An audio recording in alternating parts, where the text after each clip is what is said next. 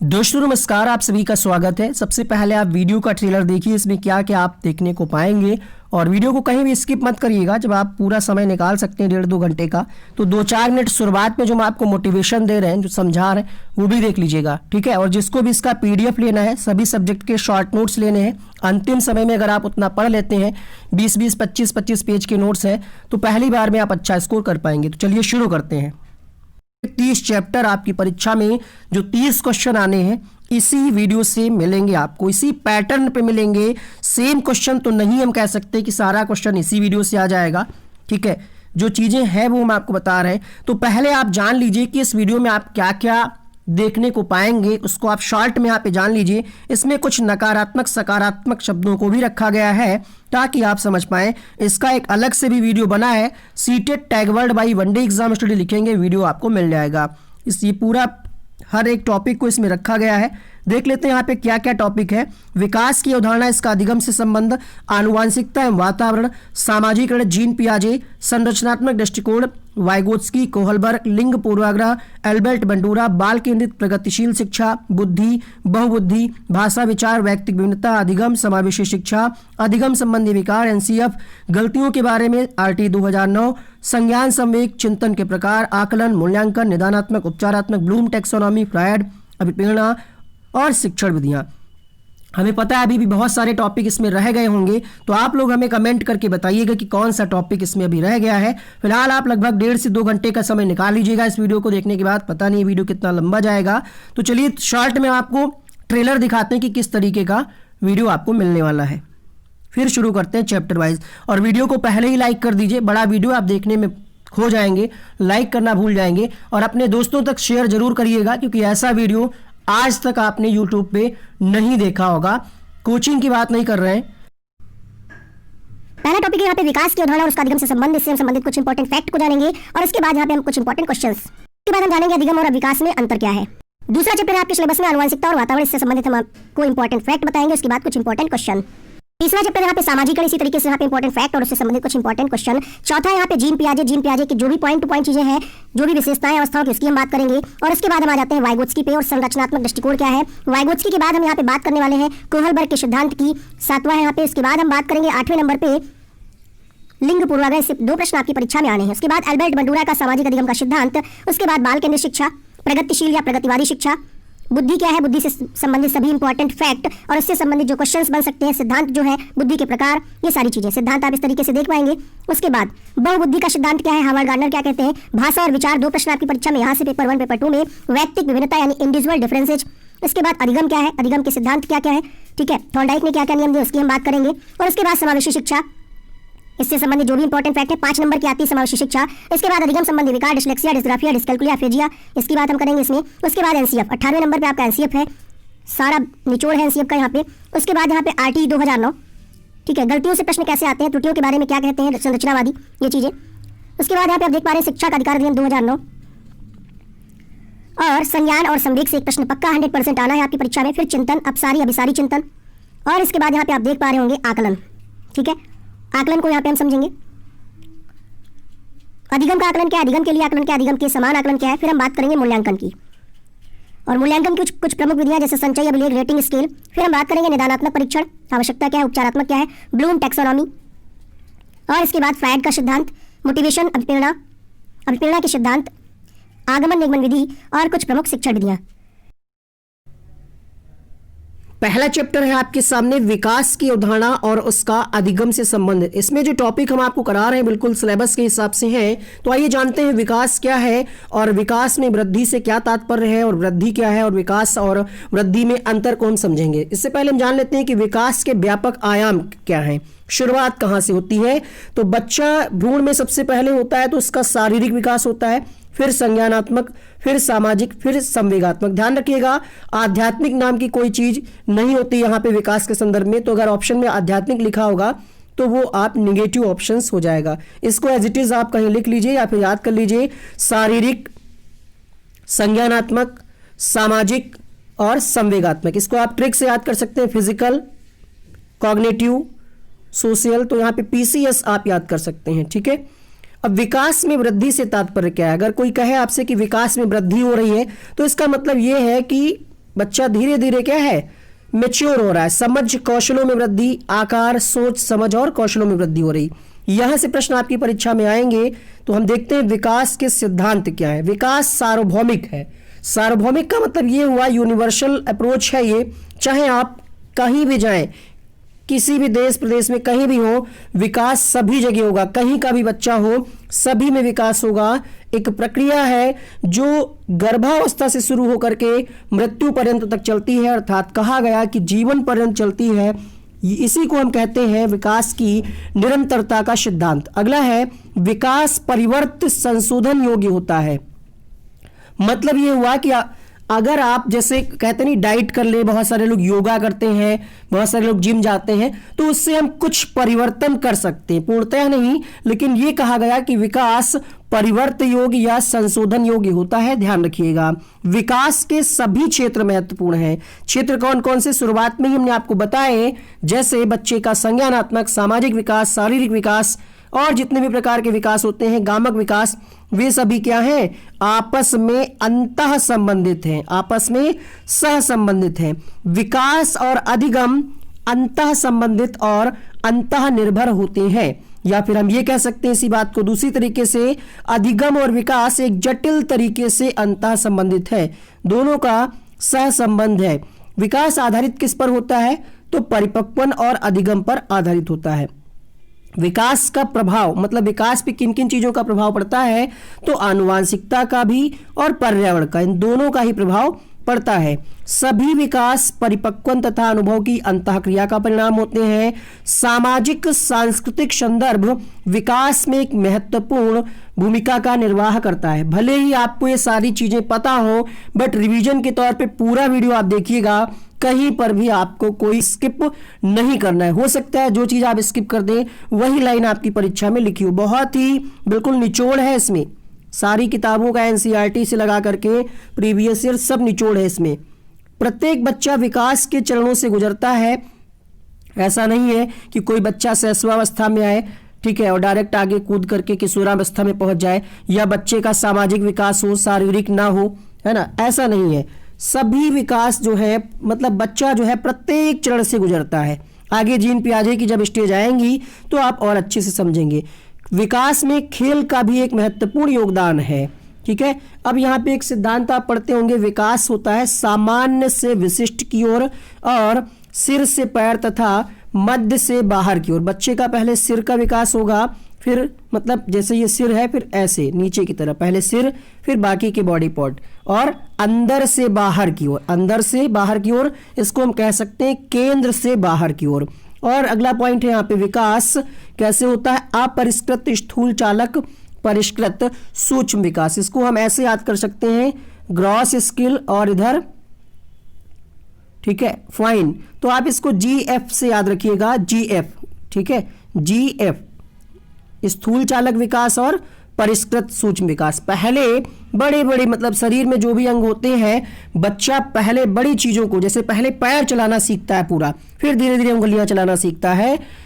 शरीर में इसी तरीके से शरीर के आंतरिक अंगों में पहले विकास होता है, फिर छोटे छोटे अंगों का विकास होता है। यहाँ पे लिखा हुआ है ग्रॉस मोटर डेवलपमेंट, फिर फाइन मोटर डेवलपमेंट।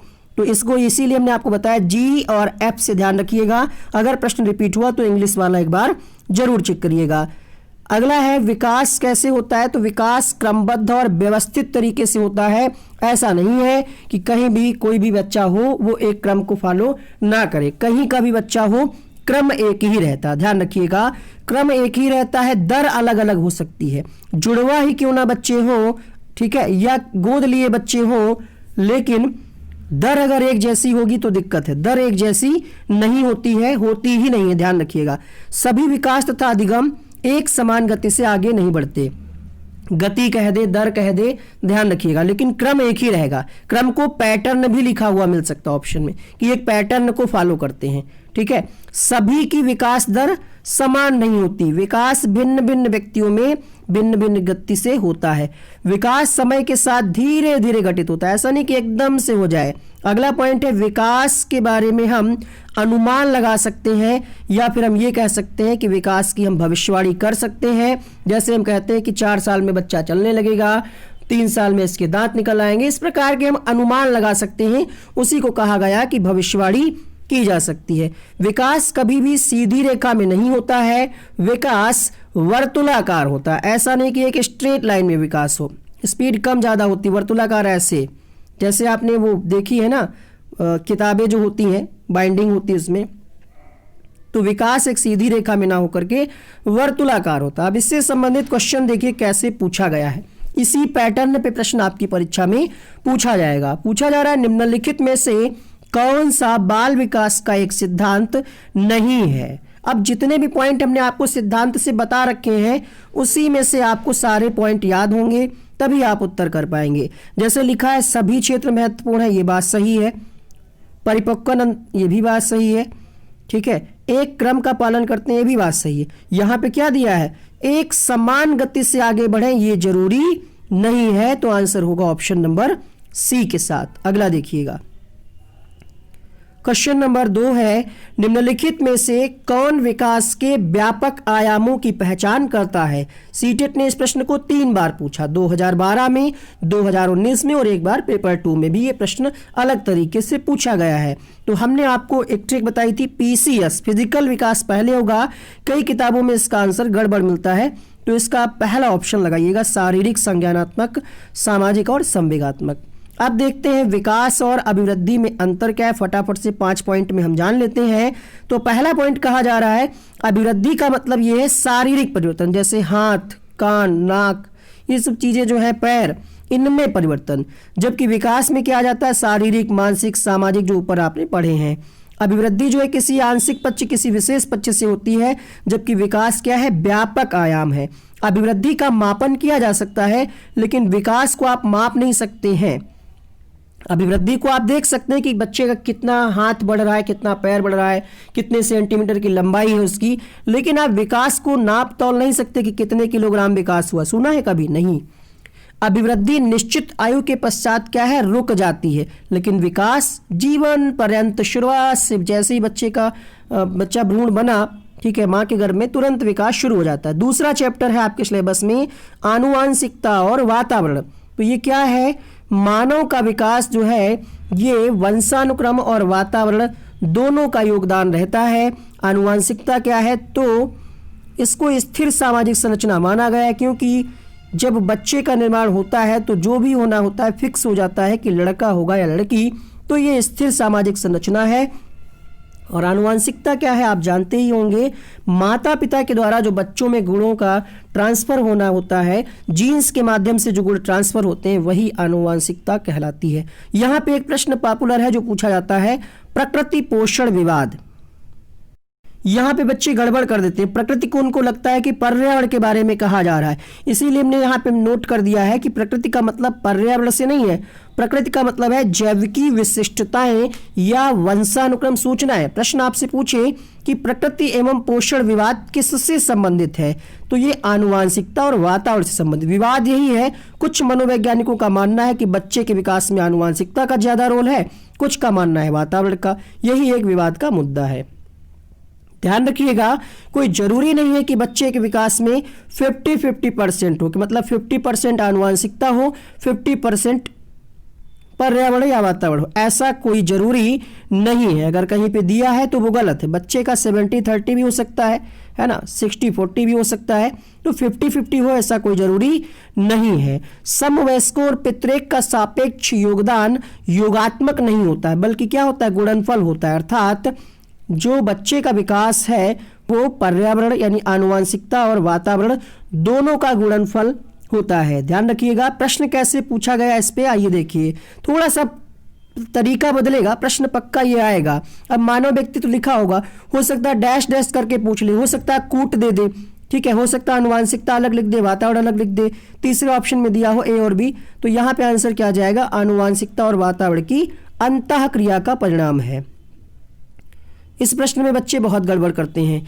बच्चे के विकास में आनुवांशिकता और वातावरण की भूमिका के बारे में निम्नलिखित में से कौन सा कथन सत्य। हमने आपको बताया 50-50 हो ऐसा कोई जरूरी नहीं है, ठीक है, एक साथ परिचालित नहीं होते, ये भी बात गलत है, दोनों का अंतः संबंध होना जरूरी है। सहज रुझान वातावरण से संबंधित है, वास्तविक विकास इसमें उल्टा लिखा गया है, वास्तविक विकास के लिए जरूरी है वातावरण, तो ये भी गलत हो गया। आंसर जाएगा यहाँ पे क्या, समवयस्कों और पितृेक का सापेक्ष योगदान योगात्मक नहीं होता। चलिए आगे बढ़ते हैं। अगला प्रश्न, प्रकृति पोषण विवाद में निम्नलिखित में से किससे संबंधित है? तो प्रकृति पोषण विवाद का संबंध है आनुवांशिकी और वातावरण से। ऑप्शन नंबर ए सही होगा। जब आपको कोई हिंदी वाले शब्द ना समझ में आए तो प्लीज आप लोग इंग्लिश वाला देखिएगा, उसमें ज्यादा बदलाव नहीं होता है। क्वेश्चन पेपर आपको दोनों माध्यम में मिलेगा, एक तरफ इंग्लिश में क्वेश्चन होंगे, एक तरफ हिंदी में। तीसरा टॉपिक है सामाजिकरण। है क्या सामाजिकरण? तो नॉर्मल अगर हम एक लाइन में आपको बताएं तो सामाजिक वातावरण में अनुकूलन और समायोजन की प्रक्रिया ही सामाजिकरण कहलाती है, अर्थात वह प्रक्रिया जिसके द्वारा बच्चे आदतों, कौशलों, मूल्यों तथा अभिप्रेरणा को विकसित करते हैं और जो उन्हें समाज का जिम्मेदार एवं क्रियाशील सदस्य बनाती है, ये प्रक्रिया सामाजिकरण कहलाती है। अब यहाँ से प्रश्न आता है कि प्रमुख सामाजिकरण की एजेंसी क्या है, वाहक क्या है? तो ध्यान रखिएगा, प्रमुख को हम मुख्य भी कह सकते हैं, गौण को हम द्वितीयक भी कह सकते हैं। आपको एक शब्द ध्यान रखना है कि प्राथमिक में परिवार ही आएगा। अब क्वेश्चंस जब बनाएगा वो तो कहीं ना कहीं परिवार देगा। अगर प्राथमिक पूछ रहा है तो परिवार वाला आंसर आप टिक करिएगा जिसमें परिवार के साथ और कुछ दिया हो, लेकिन अगर द्वितीयक पूछ रहा है तो उसमें आपको परिवार नहीं लेना है। ठीक है, यहाँ पे क्वेश्चंस बनाने में थोड़ा सा ज़्यादा दिमाग लगाते हैं जो पेपर बनाते हैं। देखते हैं कैसे आपको समझना है क्वेश्चन। यहाँ पे पूछा जा रहा है सामाजिकरण के गौण वाहक कौन से। गौण के बजाय अगर द्वितीयक लिखा हो, ठीक है, या इसका कोई पर्यायवाची प्रयोग किया गया हो तो आप एक बार इंग्लिश वाला क्वेश्चन देख लीजिएगा। तो आपको ये पता है कि परिवार प्राथमिक है तो परिवार वाला ऑप्शन होगा नहीं, ऐसे आप एलिमिनेट करके आंसर निकाल लीजिएगा। विद्यालय के साथ कुछ और भी दे सकता है, तो आपको यह ध्यान रखना है कि पहले नंबर पे परिवार है, बाकी सब बाद में। तो परिवार वाले ऑप्शन हटा दीजिए क्योंकि यहाँ पे गौण यानी द्वितीयक पूछ रहा था। तो आंसर जाएगा विद्यालय और पास पड़ोस। अगला चैप्टर देखिए, चैप्टर नंबर 4 है जीन पियाजे। इससे आपकी परीक्षा में 4-5 नंबर के क्वेश्चंस आने हैं। पियाजे कहते हैं कि बच्चा नन्हा मनोवैज्ञानिक है, स्विस मनोवैज्ञानिक थे। पियाजे के बारे में जितने इंपॉर्टेंट फैक्ट है वो हमने शुरुआत में ही मेंशन किए हैं, क्योंकि पियाजे ये मानते हैं कि बच्चा क्या है, सक्रिय अन्वेषक के रूप में है, अपनी ज्ञान की रचना का निर्माण स्वयं करता है। जो चीजें लिखी हैं वो भी सुनिए, जो हम बता रहे हैं वो भी सुनिए। ठीक है, बहुत सारी चीजें नहीं लिखी हैं, इसीलिए कह रहे हैं स्क्रीनशॉट लेने पर मत जाइए, आप वीडियो को पूरा देखिए, समझिए। पियाजे के सिद्धांत के अनुसार निरंतर अभ्यास से अधिगम नहीं होता। मतलब ये मानते हैं कि अभ्यास से अधिगम नहीं होता, बच्चा खोज द्वारा सीखता है, ये ध्यान रखिएगा। जीन पियाजे के अनुसार बच्चे ज्ञान को सक्रिय रूप में संरचित करते हैं जैसे जैसे वे दुनिया में व्यवहार कौशल का प्रयोग तथा अन्वेषण यानी खोज करते हैं। पियाजे के सिद्धांत के अनुसार सामाजिक अनुभव व्यक्ति के संज्ञानात्मक विकास को बहुत ज्यादा प्रभाव, मतलब इन्होंने समाज को बहुत ही, मतलब कह सकते हैं 1% वरीयता दी है, समाज का रोल इनके हिसाब से नहीं है। तो अगर ऐसे कोई क्वेश्चन आए तो ध्यान रखिएगा, सामाजिक अनुभव इनके हिसाब से विकास को प्रभावित नहीं करता। पियाजे के सिद्धांत के अनुसार बच्चे कैसे सीखते हैं, तो अनुकूलन की प्रक्रिया के द्वारा सीखते हैं। अनुकूलन क्या है, समायोजन क्या है, ये सब चीजें अभी हम आपको बताएंगे। पहले की पॉइंट हैं जिनसे परीक्षा में आपके प्रश्न पूछे जाएंगे डायरेक्ट। ठीक है, वैसे कहने को हम 30 मिनट में बना देते इसको, लेकिन हमें आपको टीचर बनाना है, सिर्फ सीटेट नहीं पास कराना है। ठीक है, फिलहाल मानते हैं आपकी प्रायोरिटी है, लेकिन उतना ही आपको पढ़ा रहे हैं कि आप सीटेट में अच्छा स्कोर कर पाएं। तो चलिए आगे बढ़ते हैं हम लोग। बच्चे अगर खुद से बात करते हैं तो पियाजे उसको क्या कहते हैं, इगोसेंट्रिक स्पीच, अहम केंद्रित, आत्म केंद्रित वार्ता कहते हैं। इसी चीज को वाइगोत्स्की क्या कहते हैं, व्यक्तिगत वार्ता कहते हैं। खुद से बात करना, दोनों के मतलब अलग अलग नाम है, ध्यान रखिएगा। ये प्राइवेट स्पीच कहते हैं, ये इगोसेंट्रिक स्पीच। डिटेल वीडियो में ये सारी चीजें हमने आपको कराई हैं। अब पियाजे की अवस्थाएं डायरेक्ट आपको लोग बता देते हैं, आप समझ नहीं पाते हैं। आखिर ये मूल प्रवृत्त्यात्मक व्यवहार क्या हो, तो ऐसे व्यवहार जो बच्चे को जन्म से मिले, रोना, चीखना, चूसना, ये उसको कोई सिखाता नहीं है। बच्चा पैदा होता है, रोने लगता है, चीखने लगता है, अंगूठा मुंह में डाले रहता है, तो ये जन्म से ही व्यवहार मिले हैं। ऐसे व्यवहार जो जन्म से मिले उन्हें कहते हैं मूल प्रवृत्त्यात्मक व्यवहार। वस्तु स्थायित्व क्या है, वस्तु के दिखने पर वस्तु के ना दिखने पर भी ये लगे कि वस्तु है, ये होता है वस्तु स्थायित्व। जीववाद क्या है, निर्जीव जीवों को जीवित समझना। जैसे अब खिलौना आपके वहाँ कोई रखा है या कोई गुड़िया रखी है तो बच्चा कहता है लाओ इसको खाना खिला दे मम्मी, भूख लगी इसको। या अगर कोई जैसे कोई जीप या कार है तो क्या करता है बच्चा, कहता है चलो पापा बैठो हम लोग चलते हैं घूमने।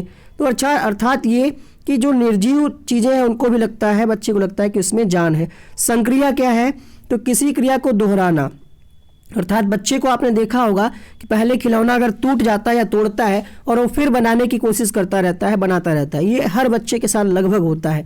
अपलटावी को ही हम अविलोमिता कहते हैं, इसी को हम अनुत्क्रमणशीलता कहते हैं, रिवर्सिबिलिटी कहते हैं। इसमें क्या है, गिनती अक्षर लंबाई ऊंचाई के मूल स्वरूप पर वापस नहीं आ पाता है बच्चा। जैसे हमने ये लिखा है का नहीं, का तो हमने इसका आंसर बता, जैसे हमने लिखा वाह और वाह को हमने ऐसे का बना दिया तो बच्चा मूल स्वरूप पे वापस नहीं आ पाएगा। ये होता है अपलटावी।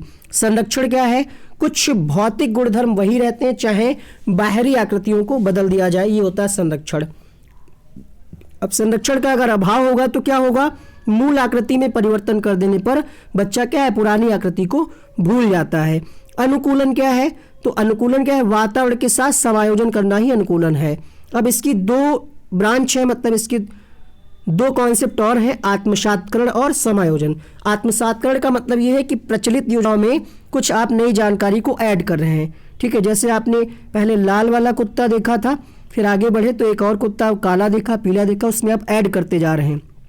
ठीक है, सिमिलरिटी के आधार पे। फिर समायोजन क्या है, समायोजन में हमें क्या करना होता है, स्कीमा में हमें बदलाव करना पड़ता है, संशोधन करना पड़ता है। आपने लाल कुत्ता देखा, पीला देखा, थोड़ी दूर आप आगे चले उसी जैसा और एक और जानवर था, बट वो कुत्ता नहीं था, वो बिल्ली थी। तो यहाँ पे आपको संशोधन करना पड़ा, और जब हम संशोधन की बात कर देते हैं स्कीमा में तो हो जाता है वो समायोजन। साम्यधारण क्या है, बैलेंस बना रहता है। जैसे आपने देखा कि कुत्ता है, ये लाल है, तो लाल ही आपके माइंड में एक संतुलन बना है कि हाँ इसमें कोई विरोध उत्पन्न नहीं हो रहा है। ठीक है, आप लाल कुत्ता देखें, एक और लाल कुत्ता देख लें, तो यहाँ पे बैलेंस जो बनाए रखता है वो होता है साम्यधारण। स्कीम्स क्या है, व्यवहारों का संगठित पैटर्न जिसे आसानी से दोहराया जा सके। जैसे सुबह उठते हैं आप अपना मोबाइल चेक करते हैं, व्हाट्सएप फेसबुक जो भी है, डेली का आप रूटीन बना रखें। कितने लोग करते हैं बताइएगा कमेंट करके, सारे लोग करते होंगे लगभग। कुछ लोग हो सकता है योगा करते हो या अपना करंट अफेयर्स जो भी पढ़ते हो। स्कीमा क्या है, एक ऐसी मानसिक संरचना है जिसका सामान्यीकरण किया जा सके। स्कीमा का मतलब है प्रैक्टिस नहीं, सेट ऑफ नॉलेज। आपके माइंड में जो चीज़ें चल रही हैं कि अभी क्लास के बाद ये करना वो करना है, यही है मानसिक संरचना ही स्कीमा कहलाती है।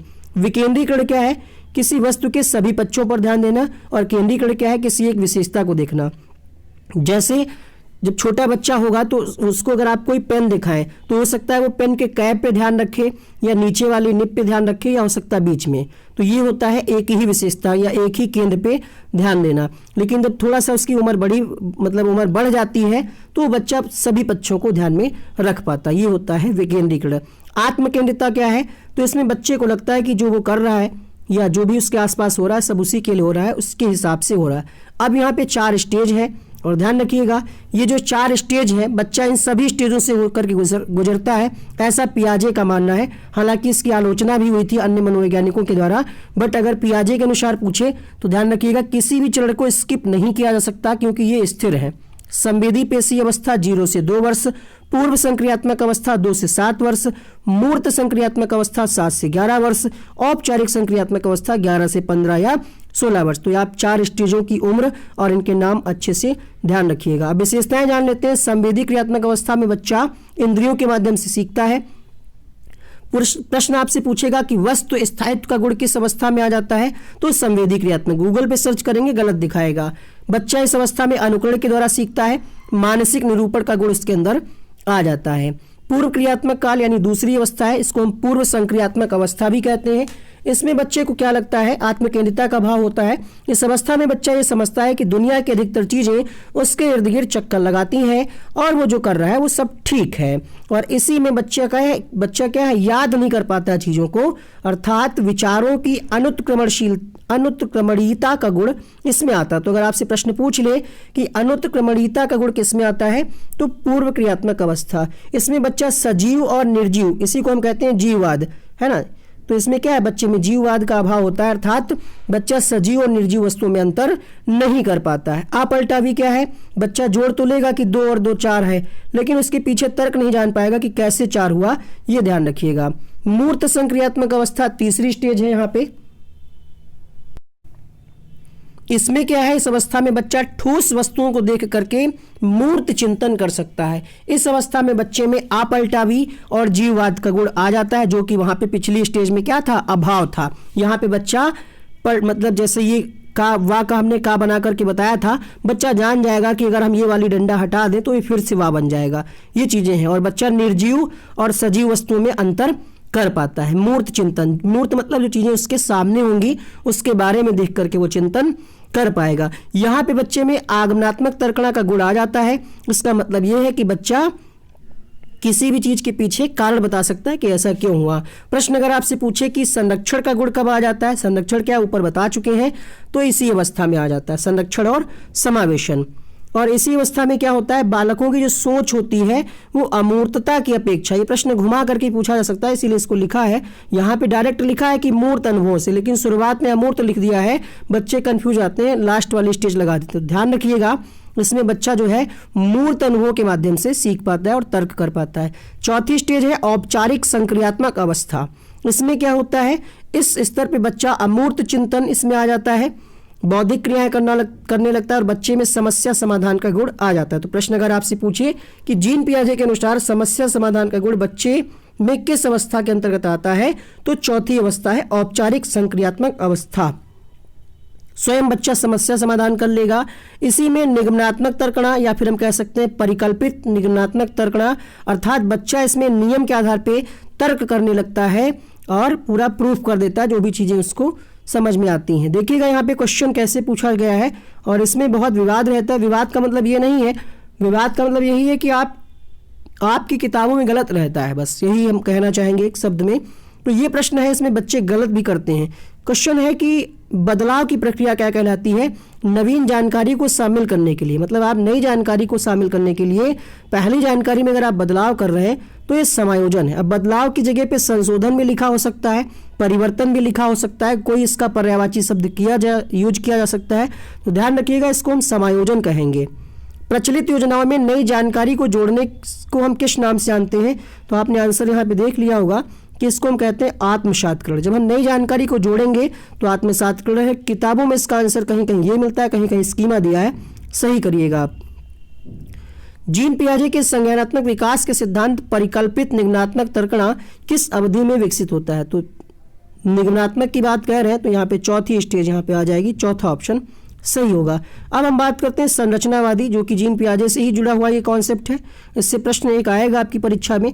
संरचनावादी दृष्टिकोण क्या कहता है, संरचनावादी मनोवैज्ञानिकों का मानना है कि बच्चा क्या है, एक समस्या समाधान करने वाला वैज्ञानिक अन्वेषक के रूप में है, और इस दृष्टिकोण में अवबोधन की प्रक्रिया, मतलब बोध के द्वारा बच्चा सीखता है, अनुकरण के द्वारा इसमें नहीं सीखता है, अनुबंधन के द्वारा नहीं सीखता है, अवबोध के द्वारा ये अवबोध पे जोर देते हैं। ठीक है, संरचनावादी क्या कहते हैं कि अनुबंधन ज्ञान की संरचना के लिए अत्यंत आवश्यक है कि, देखिए यहाँ पे अनुबंधन नहीं होगा, अवबोधन होगा। ठीक है, अवबोधन जो है ज्ञान की संरचना के लिए आवश्यक है, जो हमने आपको ये बताया है। टाइपिंग मिस्टेक है यहाँ पे। अधिगम सक्रिय विनियोजन के द्वारा ज्ञान की संरचना की प्रक्रिया है, और अधिगम क्या है, सक्रिय और सामाजिक प्रक्रिया है। अब देखते हैं क्वेश्चन कैसे पूछा था, बहुत ही स्टैंडर्ड लेवल का क्वेश्चन है।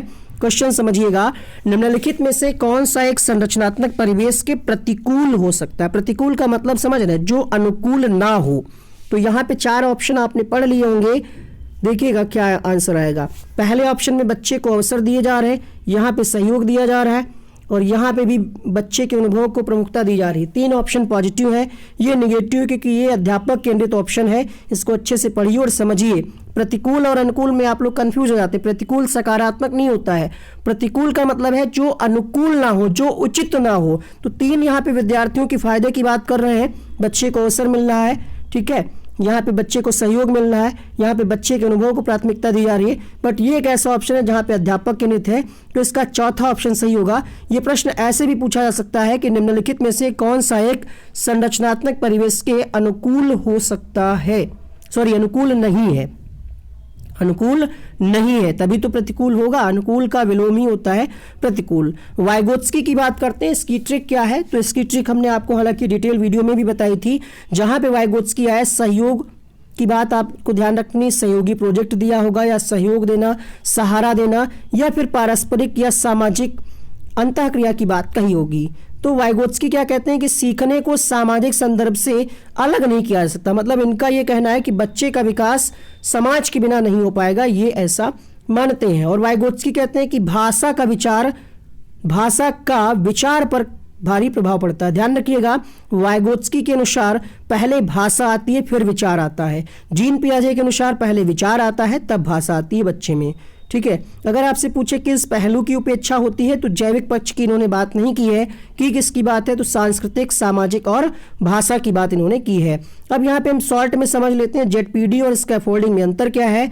जेडपीडी भी मदद है, स्कैफोल्डिंग भी मदद है, लेकिन जेडपीडी वाली मदद बीच में जब बच्चा कुछ कार्य करते हुए फंस जाएगा, अटक जाएगा तब देंगे। स्कैफोल्डिंग में हम मदद जो है शुरुआत में दे देंगे, यहाँ पे मदद हटा लेते हैं और यहाँ पे मदद स्थायी रहती है। एमकेओ क्या है, जिसके द्वारा मदद दी गई हो। जैसे आपकी फैमिली में या कहीं आपने देखा होगा छोटा बच्चा जो होता है वो भी अपने दादी बाबा को या पापा को मोबाइल चलाना सिखाता है, तो वो क्या है, एमकेओ है। मतलब एमकेओ छोटा बड़ा कोई भी हो सकता है। जैसे हम यहाँ पे आपके लिए एमकेओ का काम कर रहे हैं, कुछ आपको हम सिखा रहे हैं।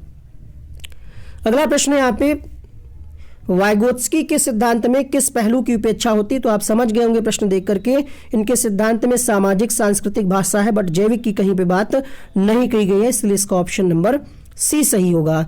अगला देखिएगा, जब वयस्क सहयोग से सामंजस्य कर लेते हैं तो वे बच्चे के वर्तमान स्तर के प्रदर्शन को संभावित क्षमता के स्तर के प्रदर्शन की तरफ प्रगति क्रम को सुगम बनाते हैं, इसे क्या कहते हैं। तो यहाँ पे आंसर क्या जाएगा, स्कैफोल्डिंग अर्थात सहयोग देना या सहारा देना। आंसर होगा ऑप्शन नंबर ए के साथ। अगला देखिएगा, कोहलबर्ग क्या कहते हैं। कोहलबर्ग, शुरू करने से पहले आपको बता दें, वीडियो बनाते हुए बहुत ही सावधानी रखी जाती, कोई गलती ना हो। फिर भी अगर कोई गलती होती है, आपको लगता है कि कहीं पे आपके मन में डाउट बन रहा है, तो प्लीज़ कमेंट करके बताइएगा, अगले वीडियो में इसको हम जरूर सही करेंगे। ठीक है, फिलहाल बहुत ही इसको समय लगा है बनाने में। ये आपके लिए 2-2.5 घंटे का वीडियो है, 3 घंटे का। इसके पीछे मतलब 8-10 दिन की मेहनत है। आप देख सकते हैं, पूरा वीडियो जब देखेंगे तो आपको लगेगा ऐसी कोई किताब नहीं होगी जिसमें सारी चीजें एक पास इतने अच्छे ढंग से मिले। तो कोहलबर्ग ने सिद्धांत कौन सा दिया, नैतिक विकास का सिद्धांत दिया। अब नैतिकता क्या है, नैतिक का मतलब ये होता है सही गलत की पहचान करना। नैतिक दुविधा अगर आपसे पूछे, इसको कहते हैं मोरल डिलेमा। ये क्या है, एक ऐसी स्थिति जहां मुश्किल हो जाता है कोई निर्णय लेना। आप सीटेट का एग्जाम देने जा रहे हो, रास्ते में कुछ ऐसा हो जाए, आपको घर से कॉल आ जाए कि बेटा बहुत इमरजेंसी, वापस आ जाओ, तो वहाँ पे आप सोचेंगे यार कि सीटेट का एग्जाम दें या फिर घर जाएं। पापा ने कॉल कर दिया, मम्मी ने कॉल कर दिया, तो यहाँ पे निर्णय लेना काफ़ी मुश्किल हो जाता है। इस सिचुएशन को कहते हैं नैतिक दुविधा, कोहलबर्ग के अनुसार। जैसे यहाँ पे एग्जाम्पल भी दिया, आपके पास आपको कहा जाए 50 लाख रुपए, एक तरफ आपका परिवार हो, एक तरफ आपकी गर्लफ्रेंड बॉयफ्रेंड जो भी हो, तो यहाँ पे आप कंफ्यूज हो जाएंगे। लेकिन अगर आप फाइनल कोई डिसीजन ले लेते हैं, अर्थात तीनों में एक चुनने की दुविधा नैतिक दुविधा कहलाती है। लेकिन अगर आप फाइनल डिसीजन ले लेते हैं, देखिए यहाँ पे अगली पॉइंट में कहा गया है नैतिक तर्कणा क्या है, सही और गलत के प्रश्न के बारे में निर्णय लेने में शामिल चिंतन प्रक्रिया नैतिक तर्कणा कहलाती है। मतलब आपने डिसीजन ले लिया कि हमें सीटेट का एग्जाम देना है, घर से फोन आया है, देखा जाएगा जो बाद में होगा। तो ये इसमें प्रश्न पूछा जाता है, इसमें बच्चे फंस जाते हैं। ध्यान रखिएगा, तर्कणा अलग है, दुविधा अलग है। अब यहाँ पे स्टेज की बात कर लेते हैं। पहली स्टेज है प्री कन्वेंशनल लेवल। ठीक है, 3 स्तर दिए, 6 अवस्थाएं। कई जगह उल्टा मिलता है, 3 अवस्थाएं और 6 स्तर देता है। तो जहां तक मुझे जानकारी है, एनसीईआरटी और सारे स्रोतों से हमने देख लिया है, 3 स्तर है, लेवल 3 है और अवस्थाएं 6 हैं। ध्यान रखिएगा आप। ठीक है, तो यहाँ पे जो पहला स्तर होता है, इसमें नैतिकता का अभाव पाया जाता है, अर्थात बच्चे को सही गलत की जानकारी नहीं होती। हर लेवल में 2-2 स्टेज हैं। तो आइए देखते हैं पहली स्टेज क्या कहती है, ऑर्डर एंड पनिशमेंट स्टेज। इसको हम आज्ञा एवं दंड की अवस्था कहते हैं, या दंड एवं आज्ञाकारिता उन्मुक्ता भी कहते हैं। इसमें बच्चा जो भी काम करता है वो दंड से बचने के लिए करता है, बस इतना आप ध्यान रखिएगा, दंड और भय से बचने के लिए काम करता है। उसको सही गलत की जानकारी नहीं होती है। मम्मी कह रही है कि बेटा चॉकलेट मत खाओ, दांत खराब हो जाएंगे, लेकिन फिर भी बच्चा खा रहा है। लेकिन मम्मी ने जैसे डांट दिया, एक थप्पड़ पड़ेगा, अभी चॉकलेट खाओगे दांत खराब हो जाए, तुरंत बच्चे ने रख दिया चॉकलेट दंड से बचने के लिए। सही गलत का उसको पता नहीं कि नुकसान करेगा इसलिए नहीं खाना है, बट अगर डांट पड़ गई तो वो रख देता है। ये होता है क्या होता है, पहली अवस्था है यहाँ। ठीक है, दूसरा देखिए अहंकार की अवस्था, साधनात्मक सापेक्षवादी उन्मुक्ता है। इसमें बच्चा क्या है, उसको अगर आप कुछ दोगे तभी काम करेगा, वरना नहीं करेगा। बेटा से कहो बेटा एक गिलास पानी लाओ, कहेगा पहले हमें पहले में चॉकलेट दिलाओ, या आपने मम्मी वो कहा था कि ना शॉपिंग कराएंगी या वहाँ घुमाने ले जाएंगी, पहले वो करो तभी देंगे। तो इसमें बच्चा तभी कोई काम करेगा, टिट फॉर टैट। इस अवस्था में बालक अपने कार्य मतलब अपनी इच्छा पे कार्य करता है, ये होती है दूसरी stage, egocentric stage. Conventional level यानी दूसरा स्तर है यहाँ पे, इसमें भी 2 स्टेज है। पहले यहाँ पे पर्सनल अकॉर्ड स्टेज अर्थात प्रशंसा की अवस्था, इसको परस्पर एक रूप अभिमुखता भी कहते हैं, गुड बॉय गुड गर्ल भी कहते हैं। इसमें बच्चा जो काम करेगा वो इसलिए करेगा ताकि समाज या उसके घर वाले प्रशंसा करें। इसमें बालक समाज को अच्छा लगने वाला व्यवहार करता है जिससे वह प्रशंसा प्राप्त कर सके। इसमें बालक प्रशंसा व निंदा को समझने लगता है। ठीक है, तो ये हो गई पहली स्टेज। अब हम बात करते हैं इसकी दूसरी स्टेज, अधिकार संरक्षण अभिमुखता यानी सामाजिक व्यवस्था के सम्मान की अवस्था। इसमें क्या करता है बच्चा, इस अवस्था में बालक कानून व्यवस्था को ध्यान में रख करके काम करता है।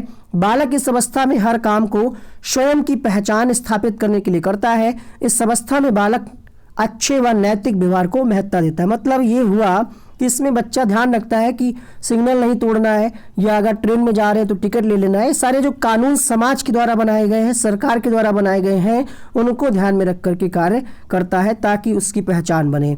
अगला है यहाँ पे उत्तर परंपरागत। उम्र की बात करें 13 वर्ष से ऊपर इसमें बच्चा आ जाता है। इसमें बच्चे के अंदर ये समझ आ जाती है सही क्या है गलत क्या है। हाई स्कूल में बच्चा अगर है तो उससे पूछो तो नहीं पता होता है, ठीक है, लेकिन जब देखिएगा इसमें बहुत सारी चीज़ें हैं, उसको पता चल जाता है कि हाँ हमें ये करना चाहिए कि नहीं करना चाहिए, अगर हम रूल तोड़ रहे हैं तो क्या है। तो यहाँ पे क्या है, सामाजिक समझौते की अवस्था अर्थात सामाजिक अनुबंध उन्मुखता कहते हैं। इस अवस्था में बालक समाज से संपर्क या समझौते को मजबूत बनाने के लिए सामाजिक नियमों का पालन करता है ताकि उसका समाज से रिश्ता ना टूटे, है ना। उसे डर रहता है कि समाज के साथ उसका रिश्ता ना टूटे, समझौता ना टूटे। लेकिन ये भी वो समझने लगता है कि अगर समाज मान जाए, है ना, जैसे इंटरकास्ट में शादी करनी है, अगर पहले तो उसको लगता है कि हाँ ये गलत है, लेकिन अगर उसको लगता है कि समाज वाले तैयार हैं, समाज की सहमति हो, तो हम नियमों को बदल सकते हैं, कहीं भी अदर जाति या धर्म में शादी कर सकते हैं। एग्जाम्पल समझा रहे हैं ताकि आपको पेपर तक याद रहे, इसका वास्तविकता से कोई संबंध नहीं है। यूनिवर्सल एथिक्स है यहाँ पे, इसको क्या कहते हैं, विवेक की अवस्था। इस अवस्था पे बहुत कम ही लोग पहुंचते हैं, अर्थात इसमें बच्चा अपने विवेक का प्रयोग करने लगता है और अपने बनाए गए नियमों के आधार पर चलता है। साथ ही साथ दूसरे के फायदे के लिए बच्चा क्या है, अपनी जान पर भी खेल सकता है। इसमें आ जाते हैं जैसे आपके महात्मा गांधी जी हो गए, है ना, और APJ अब्दुल कलाम। मतलब दूसरों को भला सोचना, सिर्फ अपना ही भला नहीं, सबका भला हो, ऐसी सोच इसमें आ जाती है। क्वेश्चन है, कोहलबर्ग के अनुसार सही और गलत प्रश्नों के बारे में निर्णय लेने में शामिल चिंतन की प्रक्रिया को क्या कहते हैं। तो यहाँ पे निर्णय लेने में चिंतन का प्रयोग कर रहे हैं। यहाँ पे दुविधा तो है नहीं, यहाँ पे मोरल रीजनिंग है, नैतिक तर्कणा है। इसका आंसर होगा ऑप्शन नंबर बी के साथ। अगला देखिएगा, अब यहाँ पे कोहलबर्ग के कुछ इंपॉर्टेंट पॉइंट्स हैं, इनसे प्रश्न आपकी परीक्षा में डायरेक्ट आ सकते हैं, क्योंकि कोई भी अगर अच्छा काम करता है तो उसकी तारीफ भी होती है और बुराई भी होती है। ठीक है, तो यहाँ पे आलोचना की गई कुछ मनोवैज्ञानिकों के द्वारा। आलोचना ये की गई कि इनका जो प्रयोग था, इनका जो सिद्धांत था, वो सिर्फ पुरुषों की बात करता है, महिलाओं की बात नहीं करता। अर्थात कोहलबर्ग ने पुरुषों और महिलाओं के नैतिक तर्क में सांस्कृतिक अंतर का हिसाब किताब नहीं दिया। कोहलबर्ग क्या कहते हैं कि कोई भी बच्चा इन सभी अवस्थाओं से होकर के गुजरेगा और ये अवस्थाएं क्रम में उनको हम बदल नहीं सकते कि बच्चा पहले लास्ट वाली स्टेज में पहुंच जाए, ये संभव नहीं है। और इनका यह भी कहना है कि अंतिम अवस्था में कम ही लोग पहुंचते हैं जो दूसरों का भला सोचें। नैतिक तर्क शक्ति के आधार पर बालक में व्यक्तिगत विभिन्नता होती है। स्तर 1 में नैतिकता का अभाव होता है। प्रश्न यहाँ से पूछा जा सकता है कि किस स्तर में नैतिकता का अभाव होता है या अनुपस्थिति रहती है, तो स्तर 1। कोहलबर्ग के नैतिक विकास सिद्धांत को अवस्था यानी स्टेज थ्योरी भी कहा जाता है, अवस्था का सिद्धांत भी कहा जाता है। क्वेश्चन है, नूर विद्यालय में अपना लंच बॉक्स लाना भूल गई, यह कहते हुए तान्या से उसका लंच साझा करते हुए कहा कि आज अपना लंच। क्वेश्चन आपने पढ़ लिया होगा, यहाँ पे क्या हो रहा है, आदान प्रदान हो रहा है, खाना एक्सचेंज किया जा रहा है। तो यहाँ पे 4th ऑप्शन सही होगा, परंपरागत स्तर में ये बात कही जा रही। आगे बढ़ते हैं, कोहलबर्ग के सिद्धांत की एक प्रमुख आलोचना क्या है। क्वेश्चन नंबर नहीं पढ़ा हुआ है यहाँ पे, बट हैबिट पड़ी हुई है। देखिएगा यहाँ पे आंसर होगा, कोहलबर्ग ने पुरुषों और महिलाओं की नैतिक तार्किकता में सांस्कृतिक विभिन्नताओं को महत्व नहीं दिया। इसका 3रा ऑप्शन सही होगा। बात करते हैं लिंग पूर्वाग्रह।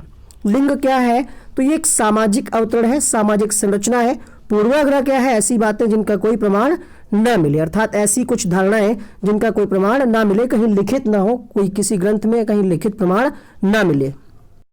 एक प्रश्न पक्का है, और अगर आपकी किस्मत अच्छी हुई तो इस टॉपिक से 2 प्रश्न भी आ सकते हैं।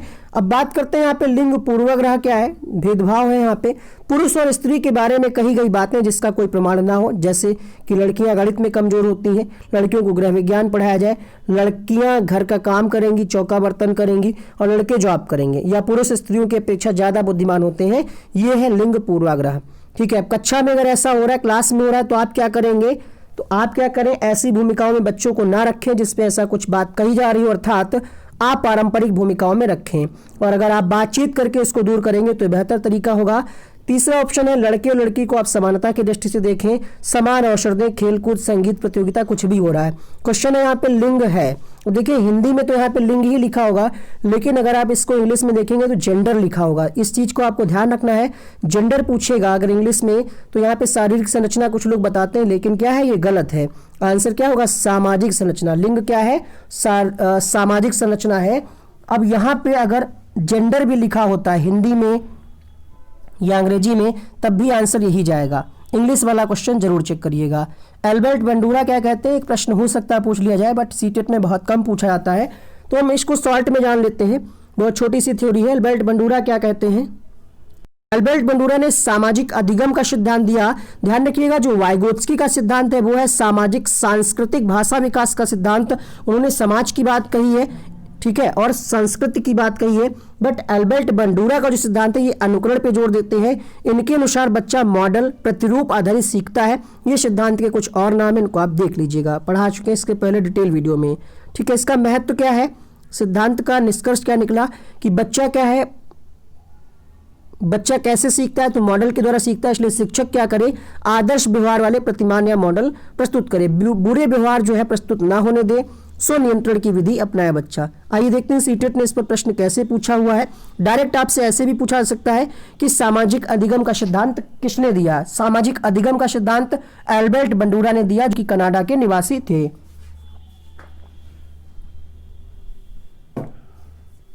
सोच रहे होंगे वीडियो रुक गई ना, पानी पी रहे थे। देखिएगा एल्बर्ट बंडूरा से क्वेश्चन कैसे आएगा, तो ध्यान रखना ये मॉडलिंग पे जोर देते हैं, अनुकरण प्रतिरूपण पे जोर देते हैं, ये इनका पासवर्ड है।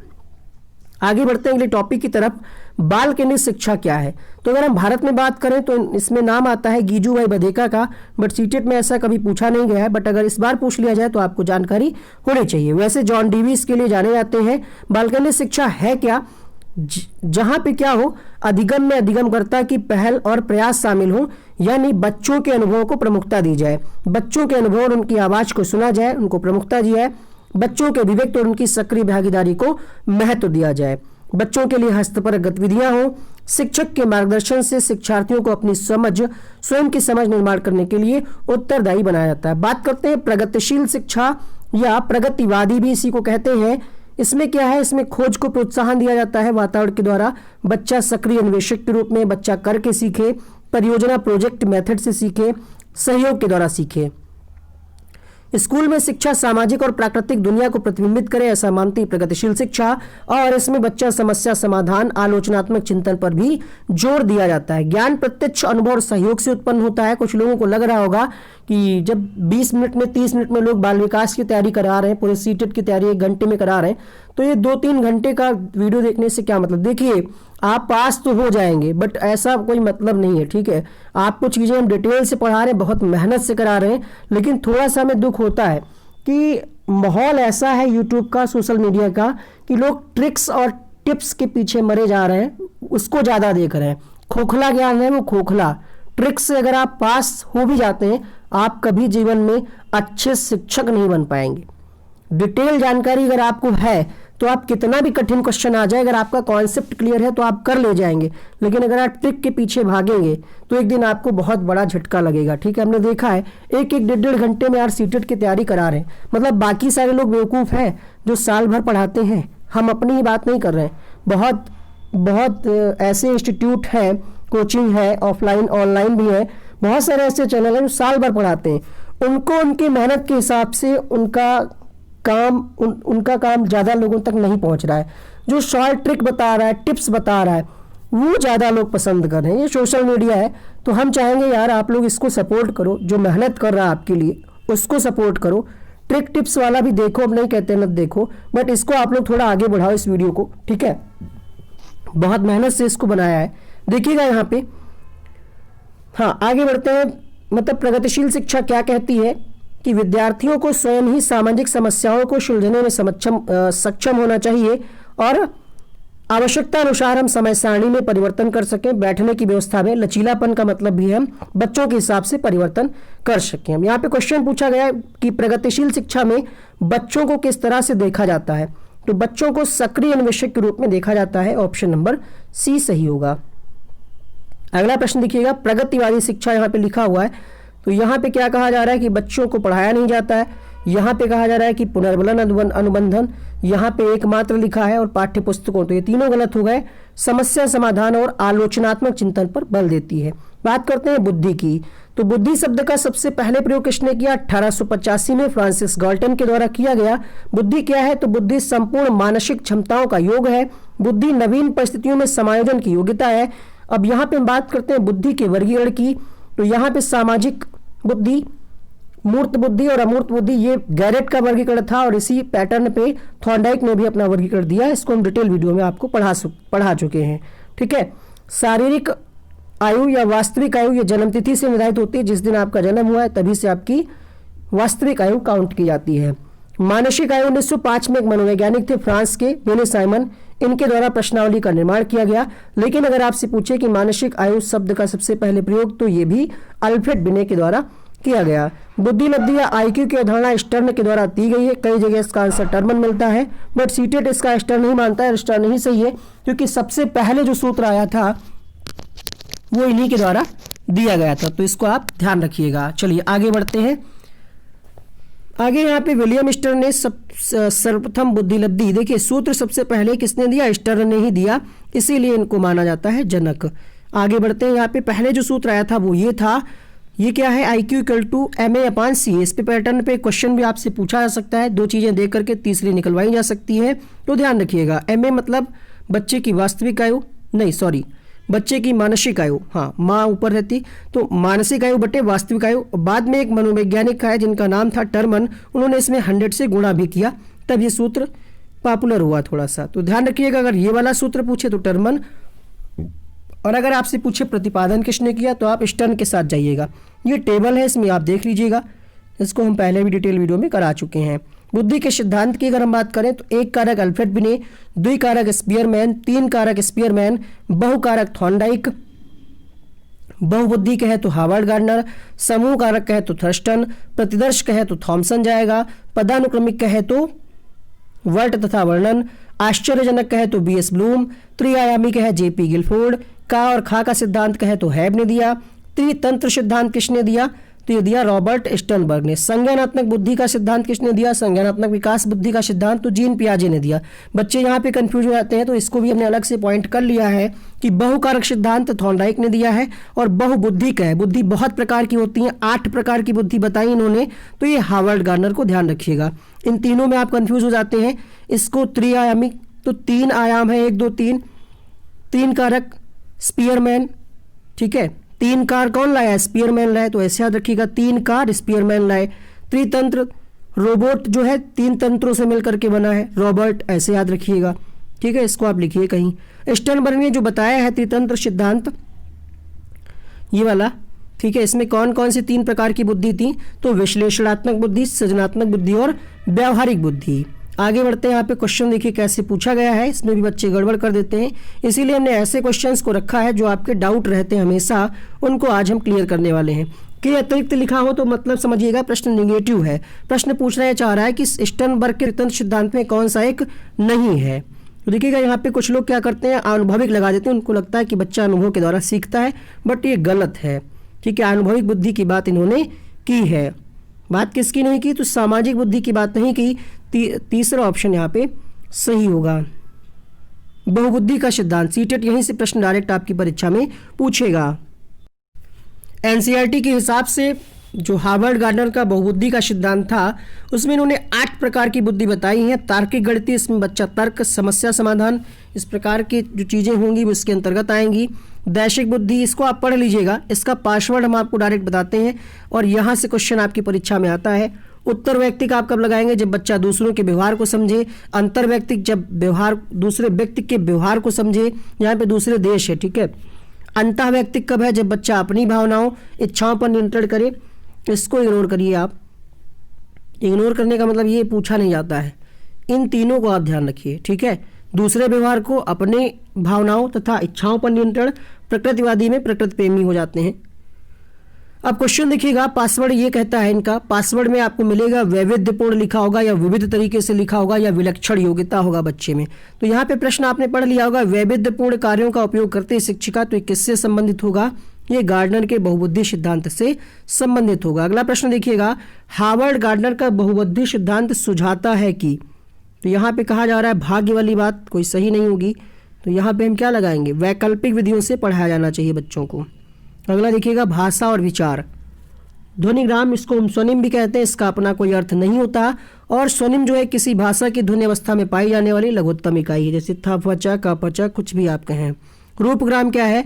तो अर्थ की दृष्टि से सबसे छोटी इकाई रूपिम है। गूगल पे सर्च करेंगे जस्ट उल्टा दिखाएगा, वो गलत है, सर्च करके देख लीजिए। क्वेश्चन यहाँ से एक पक्का पूछा जाएगा, तो ध्यान रखिएगा। भाषा विकास के लिए सबसे संवेदनशील समय कौन सा है? तो प्रारंभिक बचपन काल है। जीन पियाजे क्या कहते हैं कि पहले विचार आते हैं, भाषा बाद में आती है। वाइगोत्स्की कहते हैं कि भाषा पहले विचार। ट्रिक हमारी क्या कहती है? जब आप पियाजे लिखेंगे तो इसमें छोटी की मात्रा आएगी, जब आप विचार लिखेंगे तो छोटी की मात्रा आएगी, ये ध्यान रखिएगा। विचार पहले आएगा पियाजे के साथ। इसी तरीके से जब आप वाइगोत्स्की लिखेंगे तो बड़ा का डंडा आ रहा है, जब आप भाषा लिखेंगे तो बड़ा का डंडा आ रहा है। ये बस एक छोटा सा कॉन्सेप्ट है, आपके माइंड में डायरेक्ट फिट हो जाएगा। भाषा के बारे में चॉम्स्की कहते हैं कि बच्चे में भाषा सीखने की क्षमता जन्मजात होती है। स्किनर क्या कहते हैं कि, स्किनर का ये मानना है कि भाषा सीखने की क्षमता जन्मजात नहीं होती है, बच्चा अनुकरण के द्वारा सीखता है। प्रश्न कैसे पूछा जाएगा? तो भाषा के अर्जन एवं विकास के लिए सर्वाधिक संवेदनशील अवधि कौन सी है? तो आप आंसर लगाएंगे प्रारंभिक बाल्यावस्था, ठीक है। आगे बढ़ते हैं, इसको कैसे भी तोड़ मरोड़ करके कैसे भी प्रश्न आ जाए आप कर लीजिएगा। निम्नलिखित में से कौन सा कथन भाषा और विचार के बारे में पियाजे और वाइगोत्स्की के दृष्टिकोण का सही वर्णन करता है? तो ट्रिक हमारी आपको याद होगी, आंसर करिएगा फटाफट से। पियाजे और विचार, तो इसका तीसरा ऑप्शन सही होगा। वैयक्तिक विभिन्नता, हालांकि ये पहले ही मैं करा देना चाहिए था, बट ये थोड़ा सा लेट हो रहा है, कोई बात नहीं। वैयक्तिक विभिन्नता की बात सबसे पहले फ्रांसिस गाल्टन ने की थी, इन्होंने ही बुद्धि शब्द का सबसे पहले प्रयोग किया। वैयक्तिक विभिन्नता के क्या क्षेत्र हो सकते हैं? तो शारीरिक आधार पर वैयक्तिक विभिन्नता हो सकती है, रुचि के आधार पर आपको हो सकता है ऑनलाइन पढ़ना पसंद हो, किसी को ऑफलाइन, किसी को समोसा पसंद हो, किसी को टिक्की पसंद हो, ये सारी चीज़ें क्या रुचि के आधार पर। किसी को कुर्ता पैजामा पसंद हो, किसी को पैंट शर्ट पसंद हो। बुद्धि, संवेग, भाषा, सीखने का तरीका, यौन, संस्कृति, शिक्षा, इन सभी आधार पे वैयक्तिक विभिन्नता हो सकती है। प्रश्न पूछा गया कि एक कक्षा में वैयक्तिक विभिन्नता के क्षेत्र क्या हो सकते हैं? ये सभी क्षेत्र हो सकते हैं, रुचियों के आधार पे, चरित्र और सीखने के आधार पे। अगला देखिएगा, शिक्षार्थियों की वैयक्तिक विभिन्नताओं के संदर्भ में शिक्षिका को क्या करना चाहिए? आप क्या करेंगे? निगमनात्मक पद्धति के आधार पर समस्याओं का समाधान करेंगे, कलन विधि का अधिकतर प्रयोग करेंगे, याद करने के लिए शिक्षार्थियों को तथ्य उपलब्ध कराएंगे, या फिर विविध प्रकार की अधिगम परिस्थितियों को उपलब्ध कराएंगे। तो क्वेश्चन नंबर नहीं पढ़ा हुआ है बट हैबिट पड़ी हुई है, तो याद कराना गलत है, हम क्या करेंगे? विविध प्रकार की अधिगम परिस्थितियों को उपलब्ध कराएंगे। अगला देखिएगा, अधिगम क्या है? ठीक है, सीखना इसी को कहते हैं, इसी को लर्निंग कहते हैं। तो अधिगम भी एक, जैसे हमने शुरुआत में आपको बताया था कि अधिगम विकास अंतः संबंधित है, जटिल तरीके से संबंधित है। सीखना क्या है? अनुभव द्वारा व्यवहार में परिवर्तन है, ये व्यवहारवादी मानते हैं ऐसा। अधिगम क्या है? व्यवहार में परिवर्तन है, एक व्यापक और निरंतर चलने वाली प्रक्रिया है। अर्जित व्यवहार की प्रकृति अपेक्षाकृत स्थायी होती है, जीवन पर्यंत चलने वाली प्रक्रिया है, यूनिवर्सल प्रक्रिया है, सभी जगह होती है। अधिगम उद्देश्यपूर्ण एवं लक्ष्य केंद्रित होता है। अधिगम का संबंध अनुभवों की नवीन व्यवस्था से होगी। अधिगम वातावरण एवं क्रियाशीलता की उपज है। अधिगम हेतु एक परिस्थिति से दूसरी परिस्थिति में स्थानांतरण होता है। अधिगम क्या है? समायोजन में सहायक है। अधिगम के द्वारा व्यवहार में परिवर्तन लाए जा सकते हैं। ठीक है, तो आपसे अगर प्रश्न पूछे कि व्यवहार में परिवर्तन क्या है, व्यवहार में स्थायी परिवर्तन क्या अधिगम है, किन किन चीज़ों का प्रभाव इसमें पड़ता है? वातावरण का, बालक का शारीरिक मानसिक स्वास्थ्य का, परिपक्वता का, अभिप्रेरणा का, सीखने का समय और थकान का। इच्छा शक्ति का भी प्रभाव इस पर पड़ेगा, अध्यापक की भूमिका का भी प्रभाव पड़ेगा, सीखने की विधि, बुद्धि, वंशानुक्रम, वातावरण, इन सब चीज़ों का प्रभाव पड़ता है। थॉर्नडाइक ने नियम दिए हैं। प्रमुख नियम की बात करें तत्परता, अभ्यास और प्रभाव, ये 3 प्रमुख नियम थे। गौड़ नियम की बात करें तो 5, इससे बहुत डिटेल में नहीं पूछा जा सकता है, ये ध्यान रखिएगा। आप सीखने के लिए तत्पर हैं, यहाँ पे प्रैक्टिस के द्वारा सीख रहे हैं, यहाँ पे प्रभाव पड़ रहा है, तो ये आप शॉर्ट में बस ध्यान रखिए। सार्थक अधिगम क्या है, ठीक है, तो सार्थक अधिगम में क्या क्या चीज़ें जरूरी है। जब बच्चा सक्रिय, बच्चा समस्या का समाधान करके सीखे, वैज्ञानिक शोधकर्ता है बच्चा, सक्रिय अन्वेषक है, ये सार्थक अधिगम के लक्षण यहाँ पे दिखाए जा रहे हैं, ठीक है।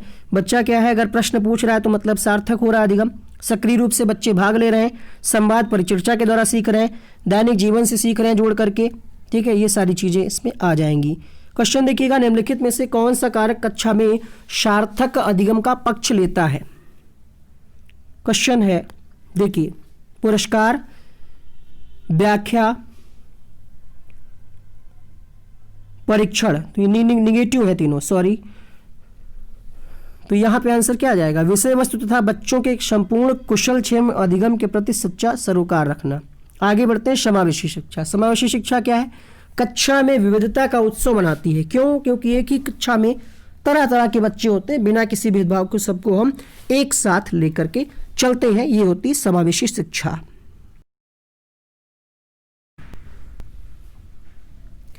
समावेशी शिक्षा का मतलब है सभी के लिए विद्यालयों में सभी की शिक्षा, अर्थात तो ऐसी शिक्षा जो सबके लिए हो, हर वर्ग के हर प्रकार के बालकों को एक साथ एक कक्षा में एक विद्यालय में शिक्षा देना ही समावेशी शिक्षा है। समावेशी शिक्षा कक्षा में विविधता का उत्सव मनाती है, क्योंकि एक ही कक्षा में तरह तरह के बच्चे होते हैं, पिछड़े बालक, सामान्य बालक, प्रतिभाशाली बालक, हर प्रकार के बालकों को एक साथ शिक्षा दी जाती है।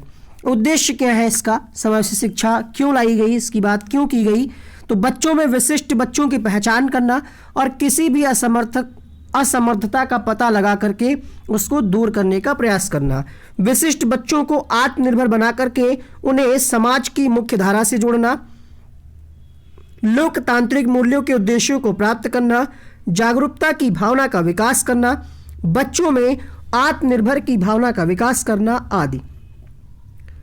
समावेशी शिक्षा में सुनिश्चित करना होगा कि कोई भी व्यक्ति शिक्षा में दाखिले से वंचित न रह जाए। समावेशी शिक्षा में सुनिश्चित किया जाए कि कोई भी बच्चे को, चाहे वो शारीरिक रूप से अपंग हो या फिर किसी भी प्रकार का बच्चा हो, शिक्षा के समान अवसर से वंचित नहीं किया जाएगा। आंगनवाड़ी, स्कूली शिक्षा से भी किसी भी प्रकार से रोका नहीं जाएगा। समावेशी शिक्षा में सुनिश्चित किया जाए कि शारीरिक विकलांगता और मानसिक रूप से अपंग बच्चों को पढ़ाने लिखाने के लिए शैक्षिक संस्थानों को, गैर शैक्षिक संस्थानों को विशेष व्यवस्था की जानी चाहिए। साथ ही साथ ऐसे अध्यापकों की नियुक्ति की जाए जो स्पेशल एजुकेशन, मतलब विशेष बच्चों को पढ़ाने के योग्य हों। डैश यह विचारधारा है कि सभी बच्चों को एक नियमित विद्यालय व्यवस्था में समान शिक्षा प्राप्त करने के अवसर हों, तो ये विचारधारा है समावेशी शिक्षा की। समावेशी कक्षा में शिक्षक को क्या करना चाहिए, दया दिखाएंगे आप, सहानुभूति नहीं। समानुभूति आप दिखा सकते हैं लेकिन सहानुभूति नहीं। समानुभूति का मतलब है समान अनुभूति, उसके जैसा अनुभव करना। कोई दुखी है तो हम भी कहते हैं हम आपके दुख दर्द को समझ सकते हैं, तो यहाँ पे केवल लिखा है, ये भी गलत हो गया। यह विश्वास करना चाहिए कि प्रत्येक बच्चे में अपनी योग्यता एवं शक्ति के अनुसार सीखने की क्षमता है। एक शिक्षक एक समावेशी कक्षा में विशेष योग्यता वर्ग वाले अधिगमकर्ताओं की आवश्यकताओं को किस प्रकार से बता सकता है या संबोधित कर सकता है। रटने पर बल देना लिखा है यहाँ पे, एक ही तरीके का प्रयोग कर रहे हैं, दबाव डाल रहे हैं, तो क्या होगा इसका आंसर?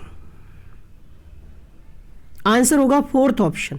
प्रत्येक विद्यार्थी के अधिगम के सशक्त पक्षों एवं कमजोरियों के विश्लेषण के आधार पर विशिष्ट अधिगम उद्देश्यों को विकसित करना। अगला देखिएगा, अधिगम संबंधी विकार। 2 प्रश्न आपकी परीक्षा में आएगा यहाँ से। डिसलेक्सिया क्या है, तो ये पठन संबंधी विकार है। डिसग्राफिया ये लेखन अक्षमता है। डिसकैल्कुलिया ये गणना संबंधी विकार है। अफेजिया ये भाषा संबंधी विकार है। ADHD में बच्चा एकाग्रता नहीं कर पाता है, एकाग्रता में कमी होती है। अप्रेक्सिया क्या है, तो पढ़ने लिखने बोलने संबंधी समस्या अप्रेक्सिया एक ऐसा विकार है जिसके कारण व्यक्ति मांसपेशियों के संचालन से संबंध सूक्ष्म गतिक कौशल, लिखने चलने टहलने बोलने में निपुण नहीं हो पाता। वह हाथ एवं आंखों के बीच सामंजस्य संतुलन स्थापित नहीं कर पाता। डिस्प्रेक्सिया जो है तंत्रिका तंत्र संबंधी विकार है। प्रश्न पूछा गया कि गतिक कौशलों में अधिगम निरोगिता क्या कहलाती है, तो आप आंसर लगाएंगे यहाँ पे डिस्प्रेक्सिया के साथ। अगला इंपॉर्टेंट प्रश्न है, जो नॉर्मल क्वेश्चन है वो हमने नहीं लिए हैं, यहाँ पे जिसमें आप फंस सकते हैं वही लिया है, जैसे ऊपर वाला क्वेश्चन और ये वाला।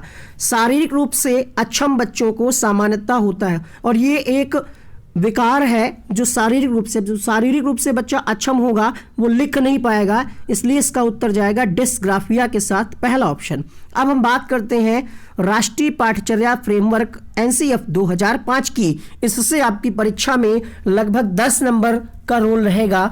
वैसे तो पूरा 90 अंक इसी पे डिपेंड होता है, लेकिन 10 नंबर आपको डायरेक्टली देखने को मिलेगा। एनसीएफ तैयार कौन करता है, तो एनसीईआरटी तैयार करता है।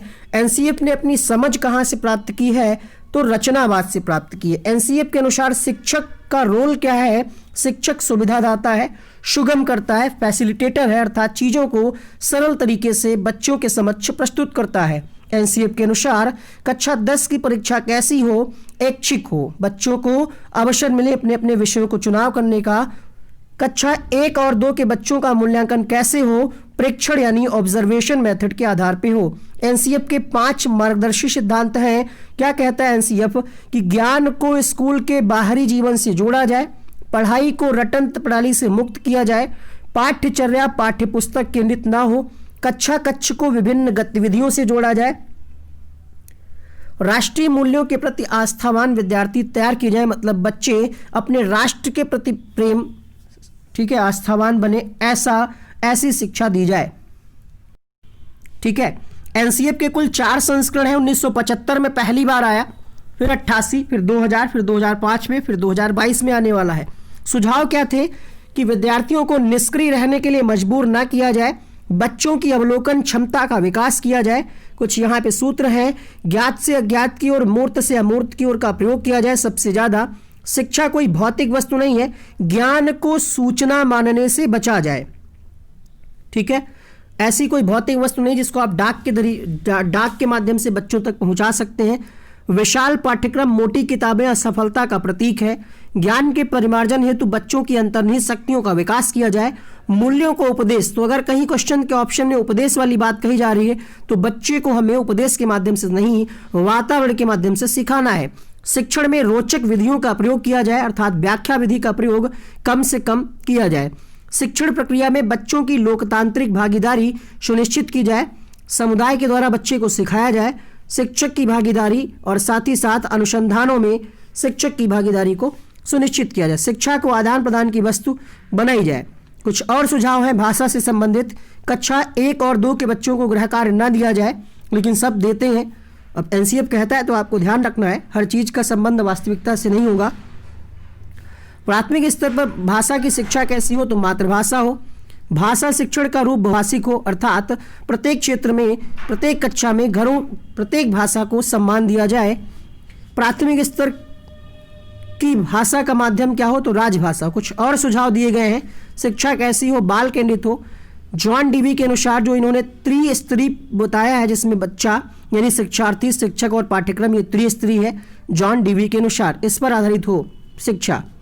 ठीक है। अच्छे शिक्षण की विशेषताएं क्या है, यहाँ से प्रश्न पूछा जाएगा। उत्सुकता जागृत करे, शिक्षण कौशलों पर आधारित हो, कला और विज्ञान दोनों पद्धतियों का प्रयोग किया जाए, निदानात्मक उपचारात्मक पद्धति का प्रयोग किया जाए, क्रियाशीलता पर आधारित हो, बच्चे करके सीखें, शिक्षण का मुख्य आधार विद्यालय का बालक हो, शिक्षण की समस्त प्रक्रियाएं मनोवैज्ञानिक आधार पर संपादित की जाए, शिक्षण व्यवस्थित और क्रमबद्ध हो। क्वेश्चन देखिएगा, बच्चों में ज्ञान की रचना करने और अर्थ का निर्माण करने की क्षमता होती है, इस परिप्रेक्ष्य में शिक्षक की भूमिका क्या है, तो शिक्षक सुगम करता है, ऑप्शन नंबर 2 सही होगा। इनमें से कौन सा एनसीएफ 2005 के ढांचे में मार्गदर्शक सिद्धांत नहीं है, नहीं ये पूछ रहा है, तो यहाँ पे रटने वाली बात कही जा रही है, यही निगेटिव है, बाकी सारे पॉजिटिव हैं। आगे बढ़ते हैं अगले प्रश्न के लिए।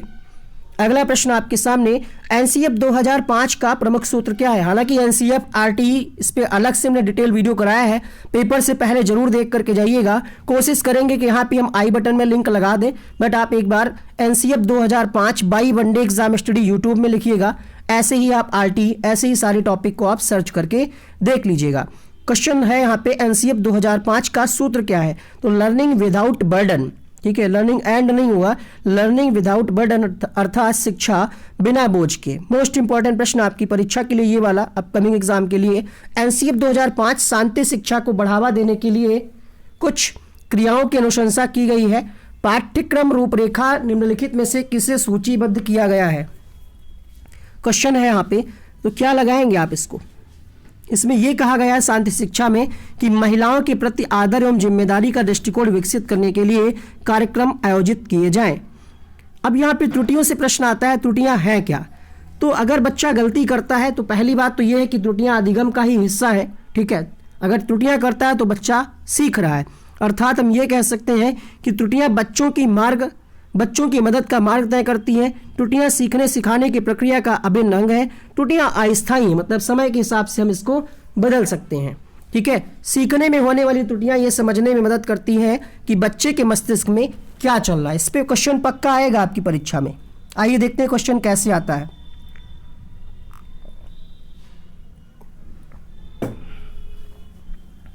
निम्नलिखित में से कौन सा कथन त्रुटियों के संबंध में सबसे ज्यादा उपयुक्त है? दंड देने वाली बात गलत है, शिक्षक का अनुकरण करना चाहिए। त्रुटियां क्या हैं? बच्चों की गलतियां खिड़की के समान होती हैं, यह जानने के लिए किस प्रकार से बच्चा सोचता है। अर्थात अगर बच्चा गलती कर रहा है तो इसका मतलब यह है कि वो कुछ ना कुछ सीख रहा है। बच्चों द्वारा की जाने वाली त्रुटियों के संबंध में कौन सा कथन सत्य है? अगर त्रुटियां आप सुधार नहीं पा रहे तो इसका मतलब है सिस्टम में कहीं दिक्कत है। शिक्षक शिक्षा व्यवस्था असफल है। वीडियो को रोक करके आप सवाल को पढ़ें और समझें। आरटीई 2009 क्या कहता है? तो आरटीई जो है, संविधान में एक संशोधन किया गया, 86वां संविधान संशोधन। कब किया गया? 2002 में। प्रतिभा देवी सिंह जी पाटिल राष्ट्रपति थी उस समय, और 6 से 14 वर्ष तक के बालकों को निःशुल्क शिक्षा का प्रावधान किया गया है, कानून बनाया गया। 86 संविधान संशोधन, ध्यान रखिएगा। इसमें कुल 38 धाराएं हैं, 7 अध्याय हैं, 1 अनुसूची है। साथ ही साथ एक इंपॉर्टेंट फैक्ट यहाँ पे लिखा गया है कि दिव्यांगजन अधिकार अधिनियम कब लागू किया गया? तो ये 2016 में। और अगर आपसे पूछ ले किस संविधान संशोधन, तो आप 86 लगाइएगा, ठीक है। और अगर आपसे पूछ ले किस अनुच्छेद में कहा गया कि माता पिता का कर्तव्य होगा, तो 51 का में, ठीक है। इस केंद्र सरकार इस अधिनियम के क्रियान्वयन हेतु संपूर्ण रूप से उत्तरदायी होगी। राज्य सरकारों का यह दायित्व होगा कि इस अधिनियम की धाराओं का कठोरता से पालन करें। एडमिशन के लिए किसी बच्चे से कोई शुल्क या राशि नहीं ली जाएगी। विद्यालय में बच्चों को प्रवेश आयु के अनुरूप दिया जाएगा। 6 से 14 कहा जा रहा ना। ये भी कहा गया कि इसमें कक्षा 8 तक फेल नहीं कर सकते। तो आपसे पूछ सकता है किस नियम में ये कहा गया कि कक्षा 8 तक बच्चे को फेल नहीं कर सकते। इंपॉर्टेंट पॉइंट है, 1 किलोमीटर दायरे में प्राथमिक विद्यालय तथा 3 किलोमीटर के दायरे में उच्च प्राथमिक तथा माध्यमिक विद्यालय स्थापित किए जाएं। शिक्षकों की संख्या भी निर्धारित की गई है। इसको आप वास्तविकता से मत जोड़िएगा, सभी विद्यालयों में इसका पालन नहीं हो पाता है, ठीक है। इसको आप याद कर लीजिए। 91 से 120 होंगे तो 4 शिक्षक, 60 बच्चे होंगे तो 2 शिक्षक, और अगर 200 से अधिक बच्चे हो रहे हैं तो 40:1 रहेगा, 40 बच्चों पर 1 टीचर।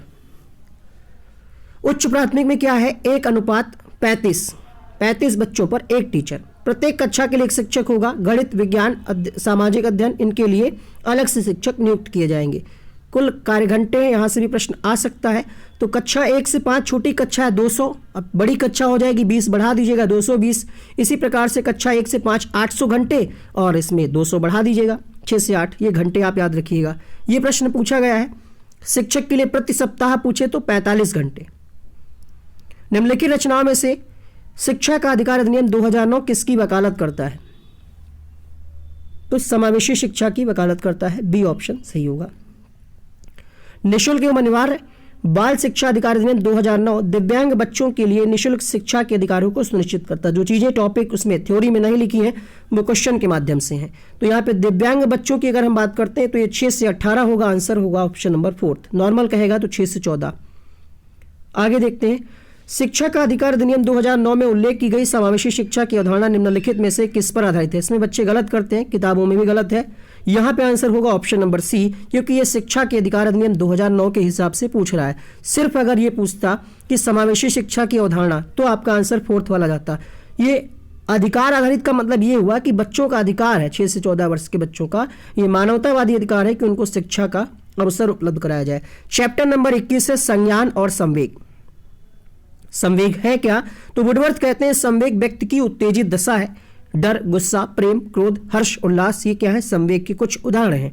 संज्ञान और संवेग परस्पर एक दूसरे से जुड़े हैं, एक दूसरे के प्रभावित करते हैं। इसका मतलब ये है अगर आप मेंटली प्रिपेयर हैं, खुश हैं, तो आप अच्छा सा जो भी आप पढ़ेंगे, बोध करेंगे, वो आपको मजा आएगा उसको पढ़ने में। लेकिन अगर ऐसा कुछ होता है, फैमिली में कोई प्रॉब्लम है, आर्थिक रूप से परेशान है आप, शारीरिक रूप से कोई दुख दर्द है, पीड़ा है, या फैमिली में कोई एक्सपायर हो गया, कोई चाहने वाला आपका कुछ ऐसा दुर्घटना हो गई है, तो आपका मन नहीं लगेगा। अर्थात ये दोनों आपस में इंटरकनेक्टेड हैं, है ना। द्विदिशी का मतलब ये है कि दोनों के बीच एक पारस्परिक क्रिया होती है। संज्ञान और संवेग अलग अलग नहीं है, ये एक दूसरे से क्या है? सन्निहित है, संबंधित हैं।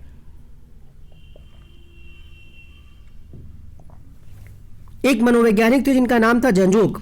जंजोग का मानना है कि ये अलग अलग है, संज्ञान और संवेग अलग अलग, तो उनके केस में आप अलग ध्यान रखिएगा। तो यहाँ पे क्वेश्चन इसी टॉपिक से पूछा गया है कि संज्ञान एवं संवेग के बीच किस प्रकार का संबंध है। यहाँ पे कहा जा रहा स्वतंत्र है, गलत हो गया। एक दिशी है, गलत हो गया। द्विदिशी है, दोनों का आपस में संबंध है, एक गतिशील पारस्परिक क्रिया होती है। चिंतन क्या है? चिंतन एक मानसिक प्रक्रिया है जो सभी प्राणियों में होती है। चिंतन प्रक्रिया की शुरुआत उस समय होती है जब आपके सामने कोई प्रॉब्लम आती है, तो भी तो आप सोचते हैं, चिंतन करते हैं। तो ये बात हुई चिंतन की। अब यहाँ पे हम बात करते हैं अपसारी एवं अभिसारी चिंतन की। तो अपसारी चिंतन क्या है? जब आपके सामने कोई समस्या है तो आप यहाँ पे कल्पना शक्ति और सृजनात्मकता का प्रयोग करें। प्रश्न यहाँ से बन जाता है कि सृजनात्मकता का संबंध किससे है? तो अपसारी चिंतन से। ठीक है, अपसारी का मतलब एक से ज़्यादा कई सारे आंसर हो, कई सारी चीज़ों को आप सोचें, वहाँ पे सिर्फ एक ही पे डिपेंड ना रहे। इसके द्वारा खोजा गया समाधान जो होगा वो ओपन एंडेड होगा। इसमें सृजनात्मकता को बढ़ावा दिया गया, इसी को हम आगमनात्मक अथवा सृजनात्मक चिंतन कहते हैं। अब सृजनात्मकता क्या है? तो समस्याओं के मौलिक और अपसारी समाधानों को पहचानने अथवा तैयार करने की योग्यता ही सृजनात्मकता है। अभिसारी चिंतन क्या है? इसमें समस्या एक ही बिंदु पर केंद्रित होती है। अगर हम आपको दूसरे तरीके से बताएं तो जैसे अगर आपसे कोई पूछे कि भारत की राजधानी क्या है, तो आपका उत्तर आएगा नई दिल्ली, सबका उत्तर एक आएगा, ये है अभिसारी चिंतन। लेकिन अगर हम आपसे पूछें कि भारत में कितने ऐसी चीज़ें हैं जहाँ पे हम घूमने जा सकते हैं, तो अलग अलग आंसर आएगा। वो क्या है? जब अलग अलग आंसर आए तो अपसारी। ठीक है, तो यहाँ पे क्या है? इसके द्वारा खोजा गया समाधान क्या होता है? बद्ध अंत होता है, फिक्स होता है। इसमें सृजनात्मकता को बढ़ावा नहीं दिया जाता, इसे हम निगमनात्मक चिंतन भी कहते हैं। आलोचनात्मक चिंतन क्या है? जिसमें दोष और गुण दोनों की ही आप परख करें, वो होता है आलोचनात्मक चिंतन। क्वेश्चन है यहाँ पे आउट ऑफ द बॉक्स चिंतन किससे संबंधित है? क्वेश्चन है आउट ऑफ द बॉक्स चिंतन, तो ये संबंधित है अपसारी चिंतन से। अगला देखिएगा, अलग अलग सोच वाले पैटर्न उन बच्चों की पहचान करते हैं जो, तो अलग अलग सोच है, कई सारी सोच है, यहाँ पे डिफरेंट है, तो यहाँ पे आंसर जाएगा सृजनात्मकता के साथ। इसका आंसर कई किताबें गलत लिखती हैं और कई लोग भी इसका गड़बड़ करते हैं, तो हमने सोचा इसको भी ले लेते हैं। प्रवाहपूर्णता, व्याख्या, मौलिकता, लचीलापन, डैश के साथ संबंधित तत्व। इसको हमने विद प्रूफ आपको बताया था कि एनसीईआरटी में क्या कहा गया है। एनसीईआरटी में अपसारी चिंतन कहा गया है। आयोग ने भी यही आंसर दिया, बट कई किताबों ने इसका आंसर प्रतिभा छाप दिया है। कई लोग भी आपको प्रतिभा ही पढ़ाते हैं, वो गलत है। सृजनात्मकता क्या है? पढ़िए। तो सृजनात्मकता क्या है? समस्याओं के मौलिक और अपसारी समाधानों को पहचानने अथवा तैयार करने की योग्यता ही सृजनात्मकता है। आगे बढ़ते हैं, बात करते हैं आकलन की। अगला टॉपिक है यहाँ पे आकलन। असेसमेंट हम क्यों करते हैं? तो यहाँ पे एक सीधे शब्दों में अगर आपको बताएं तो आकलन जो है शिक्षण अधिगम में अंतर्निहित प्रक्रिया है। अर्थात हम ये कह सकते हैं ये शिक्षण अधिगम का ही एक हिस्सा है। क्यों करते हैं हम? ताकि बच्चों में जो भी गलतियां जो बच्चे कर रहे हैं उसमें हम सुधार कर सकें। अर्थात बच्चे जो सीखने में गलतियां कर रहे हैं, मिस्टेक कर रहे हैं, उनमें हम सुधार कर सकें। तो यहाँ पे ध्यान रखिएगा, आकलन सीखने में सुधार का एक तरीका है। आकलन शिक्षण अधिगम में अंतर्निहित प्रक्रिया है। उद्देश्य क्या होते हैं आकलन के, ये हम यहाँ पे समझते हैं। तो उद्देश्य क्या होते हैं, जैसे हमने कुछ पढ़ाया बच्चे को और फिर हमने आकलन कर लिया, तो पता चलता है कि हमारा शिक्षण कितना प्रभावशाली है, क्या कमी है, हमने जो शिक्षण विधियां प्रयोग किया था, हमने जो लेसन प्लान अप्लाई किया था, क्या वो सही हुआ, उसके सही उद्देश्यों की पूर्ति हुई या नहीं हुई। तो यहाँ पे पहले पॉइंट में कहा जा रहा है आकलन से क्या होता है, शिक्षण की भी परिपुष्टि हो जाती है। दूसरा पॉइंट है शिक्षार्थियों की आवश्यकता के अनुसार शिक्षण उपागम में परिवर्तन करना। आकलन के बाद हमें यह पता चलता है कि कहाँ पे हमें सुधार की आवश्यकता है, उस हिसाब से हम शिक्षण विधि में, बैठने के तरीके में या फिर सहायक सामग्री में हम परिवर्तन कर सकते हैं। और जो अवधारणाओं जो आप पढ़ा रहे हैं, जो कॉन्सेप्ट आप बच्चे को पढ़ा रहे हैं, उसमें अगर कोई भ्रांति है, कोई डाउट है बच्चे को, उसको भी हम क्लियर कर पाएँ। इससे विद्यार्थियों और शिक्षकों को प्रतिपुष्टि यानी फीडबैक मिलता है। तो आकलन के बाद क्या होता है, टीचर को भी पता चलता है कि क्या चीज़ें उसकी शिक्षण में कमी रह गई हैं और कैसे वो अपने शिक्षण को बेहतर बना सकता है। तो यहाँ पे फीडबैक भी मिलता है। अब तरीके क्या है यहाँ पे, ग्रेडिंग, कोडिंग, अंकन, क्रेडिट संचय प्रणालियाँ, ये क्या है, अधिगमकर्ताओं की उपलब्धि के आकलन की गणन विधि के कुछ उदाहरण है। जब आप आकलन करते हैं तो बच्चे को ग्रेड देते हैं या फिर कोडिंग का प्रयोग करते हैं, अंक देते हैं या फिर क्रेडिट संचय प्रणाली का प्रयोग करते हैं। अधिगमकर्ताओं की उपलब्धि का आकलन शिक्षकों शिक्षण अधिगम विधियों की प्रभावशालिता का मूल्यांकन करने में सहायता करता है। तो अगर हम आकलन कर रहे हैं तो इससे क्या होगा, जो हमने आपको ऊपर ही बताया, शिक्षण अधिगम विधियों की प्रभावशालिता, मतलब जो आपने शिक्षण विधियां और भी जो सहायक सामग्री उसका प्रयोग किया है वो प्रभावशाली है कि नहीं है, इसमें भी सहायता करता है। आगे हम बात करते हैं विद्यालय आधारित आकलन। ये क्यों शुरू किया गया, इससे क्या फायदा है। विद्यालय आधारित आकलन शुरू करने के फायदे ये हैं क्योंकि जो कक्षा के टीचर होंगे, अध्यापक होंगे, वे अपने बच्चों को अच्छी तरह से जानते होंगे। अगर कोई बाहरी एग्जामिनेशन में आप आता है वाइवा लेने, तो आपके अंदर भी अजीब सा डर रहता है कि यार एग्जामिनर बाहर से आया है, पता नहीं क्या पूछ लेगा। ऐसा डीएलएड, बीएड और एमए, बीए जो भी आपने किया है, इंटर में भी आपने इन चीज़ों को फेस किया होगा। तो इसीलिए विद्यालय आधारित आकलन को आगे प्रमोट किया गया। अर्थात बाह्य परीक्षकों की अपेक्षा अपने शिक्षक शिक्षार्थियों की क्षमता को बेहतर जानते हैं, रचनात्मक प्रतिपुष्टि उपलब्ध कराते हुए ये सीखने में संवर्धन करता है। आकलन से अध्यापक बच्चों के अधिगम को समझता है और उसके सभी विद्यार्थियों का संपूर्ण विकास निश्चित किया जा सके, इसकी भी प्रतिपूर्ति की जाती है विद्यालय आधारित आकलन के अंतर्गत। परिचित वातावरण में अधिक सीखने में सभी शिक्षार्थियों की मदद करता है। शिक्षक व्यवस्था के लिए स्वामित्व की भावना भी रखता है विद्यालय आधारित आकलन, क्योंकि ये विद्यालय की जिम्मेदारी है। विद्यालय के जो शिक्षक होंगे उनकी ये जिम्मेदारी है, उस स्वामित्व की भावना उनके अंदर होनी चाहिए कि वे अपने बच्चों को बेहतर ढंग से आकलन करें और संपूर्ण विकास को सुनिश्चित करें। सीखने के लिए आकलन क्या है, तो इससे बच्चों को मोटिवेशन मिलता है, अर्थात ये प्रेरणा को बढ़ावा देता है। अब हमें अगर आकलन को अपने थोड़ा सा इंटरेस्टिंग बनाना है तो हम क्या करें, हम एक ही तरीके से बच्चे का आकलन ना करें कि सिर्फ परीक्षा ले ली है और हो गया आकलन। हम कुछ एक्टिविटी के द्वारा आकलन कर सकते हैं और भी बहुत सारे तरीके हम प्रयोग कर सकते हैं। वही बात कही जा रही है, अगर हमें आकलन को उपयोगी और रोचक बनाना है तो शैक्षिक और सहशैक्षिक क्षेत्रों में विद्यार्थी के सीखने के बारे में जानकारी प्राप्त करने के लिए हम क्या करें, विविध तरीकों का प्रयोग करें।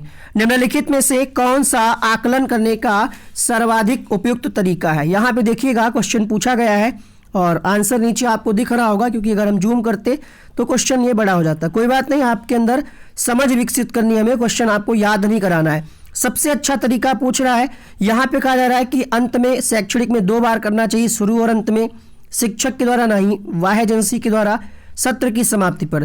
तो आकलन लगातार चलता रहना चाहिए क्योंकि ये शिक्षण अधिगम में अंतर्निहित प्रक्रिया है। अगला देखिएगा प्रश्न, विद्यालय आधारित आकलन जो हमने आपको बताया है, विद्यालय आधारित आकलन परिणामों की अपेक्षा परीक्षा तकनीकों पर केंद्रित है। क्या आकलित किया जाएगा, इस पर शिक्षार्थियों को कम नियंत्रण प्रदान करता है, रचनात्मक प्रतिपुष्टि उपलब्ध कराते हुए सीखने में संवर्धन करता है, परीक्षा के लिए शिक्षण को बढ़ावा देती है। देखिए, ज़्यादा हमें परीक्षण पे जोर नहीं देना है, ठीक है, टेक्निकल बातें बच्चे नहीं समझ पाएंगे।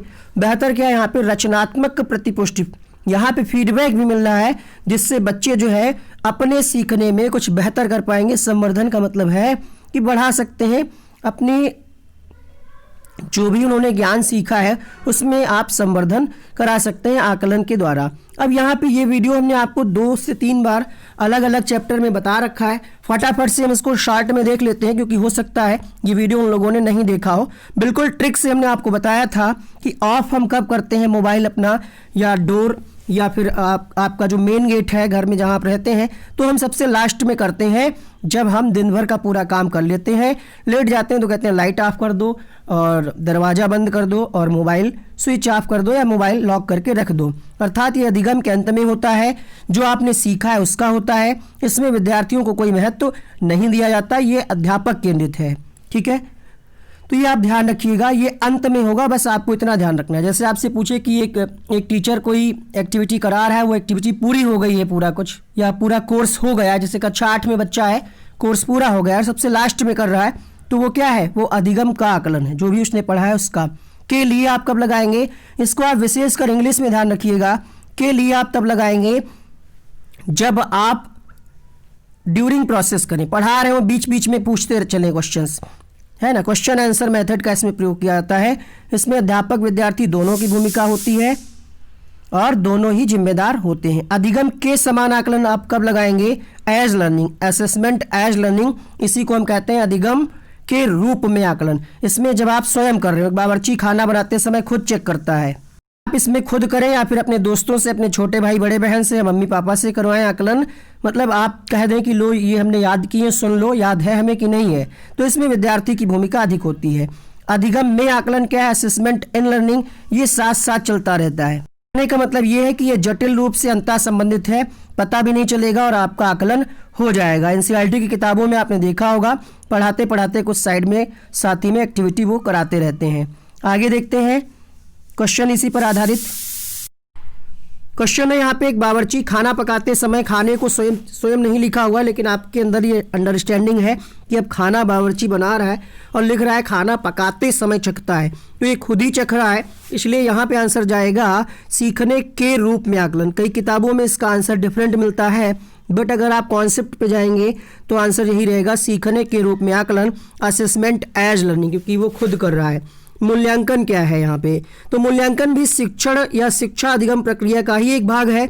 उद्देश्य क्या होता है इसका, सीखने में होने वाली कमियों का निदान और उपचार करना।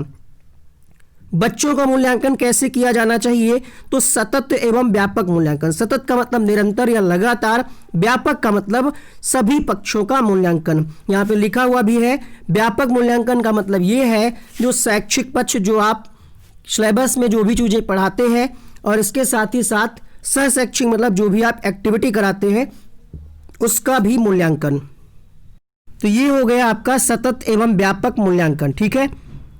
पाठ्यचर्या क्या है, तो पाठ्यचर्या का मतलब है विद्यालय का संपूर्ण कार्य, जो भी विद्यालय के अंतर्गत आप जो भी चीज़ें कराते हैं वो सब पाठ्यचर्या के अंतर्गत आता है। सतत एवं व्यापक मूल्यांकन जो है ये आरटी 2009 के द्वारा अर्थात शिक्षा के अधिकार अधिनियम के द्वारा अनिवार्य किया गया है। इसका उद्देश्य ये है कि सीखने को किस प्रकार से अवलोकित किया जाए और किस प्रकार से रिकॉर्ड को बेहतर बनाया जाए। बच्चों के मूल्यांकन करने के कारण क्या है, हम क्यों मूल्यांकन करते हैं, तो प्रगति और उपलब्धि स्तर के बारे में पता लगाने के लिए, शिक्षण अधिगम प्रक्रिया में सुधार करने के लिए, समय के साथ बच्चों में होने वाले अधिगम परिवर्तनों एवं प्रगति के बारे में पता करने के लिए हम मूल्यांकन करते हैं। बच्चों की क्षमताओं, संभावनाओं, सशक्त पक्षों एवं चुनौतीपूर्ण पक्षों के बारे में माता पिता के साथ चर्चा करना चाहिए। मूल्यांकन से क्वेश्चन देखिएगा, यहाँ पे पहला क्वेश्चन है मूल्यांकन से, मूल्यांकन को एक अलग गतिविधि के रूप में लेना चाहिए, शिक्षा अधिगम प्रक्रिया का एक भाग होना चाहिए, केवल नंबरों के संदर्भ में, तो आप समझ गए होंगे मूल्यांकन क्या है, शिक्षण या शिक्षा अधिगम प्रक्रिया का ही एक भाग है। अगला देखिएगा, शिक्षक सीखने के लिए मूल्यांकन और सीखने के मूल्यांकन दोनों का उपयोग कर सकते हैं। तो यहाँ पे आंसर ही टिक हो गया है, बाय डिफ़ॉल्ट रेड हो गया है। समझ गए होंगे आप कि बच्चों की प्रगति और उपलब्धि के स्तर को जानने के लिए यहाँ पे पहला ऑप्शन सही होगा। अगला प्रश्न देखिएगा, सतत एवं समग्र मूल्यांकन में क्या शामिल है? केवल संरचनात्मक, केवल संकलनात्मक, ना तो संरचनात्मक ना ही संकलनात्मक, विविध प्रकार की रणनीतियों का प्रयोग करते हुए संरचनात्मक एवं संकलनात्मक। अर्थात सतत एवं समग्र, सतत एवं व्यापक मूल्यांकन में सभी पक्षों का मूल्यांकन होता है, संरचनात्मक और संकलनात्मक। अगला प्रश्न देखिएगा, मूल्यांकन की कुछ प्रमुख विधियां हैं। तो परिमाणात्मक, ये मापन पर आधारित होती हैं। इसमें ज्ञानात्मक पक्षों का मूल्यांकन किया जाता है, जैसे मौखिक परीक्षा, लिखित परीक्षा और प्रायोगिक। ये तो आप सब जानते ही होंगे, ओरल टेस्ट है ना, रिटन और प्रैक्टिकल वाला जो होता है। गुणात्मक विधियां क्या है? ये भावात्मक, निदानात्मक, विकासात्मक आधारित है, जैसे संचयी अभिलेख। संचयी अभिलेख क्या होता है? तो विद्यालय में प्रत्येक बच्चे का संचयी अभिलेख होता है, ये उसके मूल्यांकन में सहायक होता है। एनेक्डोटल रिकॉर्ड क्या है? ये भी एक प्रकार का विद्यालय अभिलेख है। यहाँ पे व्यवहार होता है बच्चे का, कि क्लास मतलब जो भी जितने दिन विद्यालय में बच्चा रहा है उसका व्यवहार कैसा रहा, कितनी बार उसने लड़ाई की बच्चों से, मारा पीटा, या कितनी बार उसने मदद की बच्चों की, इसके व्यवहार का उसमें डेटा रहता है। रेटिंग स्केल क्या है? इसमें बालक की मनोवृत्ति एवं अभिरुचियों का मूल्यांकन किया जाता है। अब बात करते हैं निदानात्मक और उपचारात्मक परीक्षण की। तो निदानात्मक में आप जानते हैं बच्चों की त्रुटियों का पता लगाते हैं कि बच्चे कहाँ पे गड़बड़ी कर रहे हैं, फिर हम उसका क्या करते हैं, उपचार करते हैं त्रुटियों को सुधारने के लिए। आप पढ़ चुके हैं, ये हर टॉपिक में एक एक क्वेश्चन आएगा, लगभग बाल विकास में, एक हिंदी में, एक आपका मैथ में, सभी में आएगा। तो ध्यान रखिएगा, ये सिर्फ कमजोर बच्चों को ही नहीं, इसकी आवश्यकता मंद बुद्धि, समस्याग्रस्त, सामान्य, विशिष्ट सभी प्रकार के बच्चों को इसकी आवश्यकता हो सकती है, क्योंकि प्रॉब्लम सभी के साथ हो सकती है।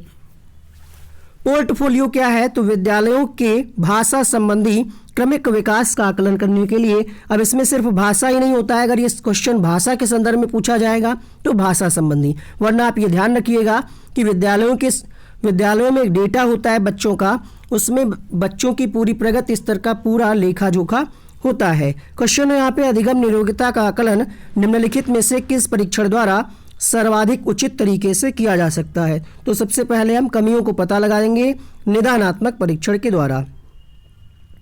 अब यहाँ पे हम बात करते हैं ब्लूम टैक्सोनॉमी की। शॉर्ट में हम इसको समझा देते हैं आपको, बहुत इंपॉर्टेंट टॉपिक है, एक प्रश्न आपकी परीक्षा में आ सकता है और आपको पता भी नहीं चलेगा कि ये ब्लूम की टैक्सोनॉमी से क्वेश्चन आया है।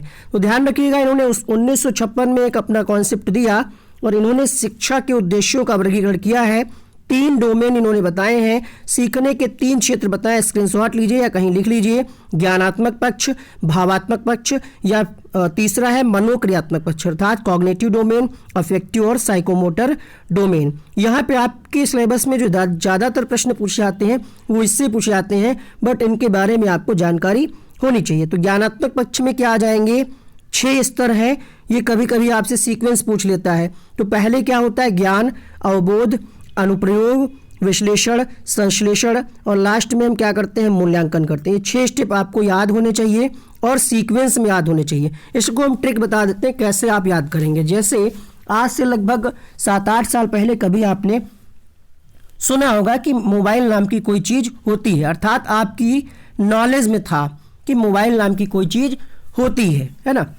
फिर क्या है, आपने क्या किया, आपने उसके बारे में जाना कि हाँ मोबाइल से हम फ़ोन कर सकते हैं, ठीक है, फ़ोन कर सकते हैं, किसी को टेक्स्ट मैसेज कर सकते हैं, ये सारी चीज़ें आपने जानी कि घर बैठे आप दूर दूर तक बात कर सकते हैं। तो ये आपको अवबोध हुआ इसके बारे में, ठीक है, अर्थात नवीन ज्ञान के प्रति आपकी समझ विकसित हुई।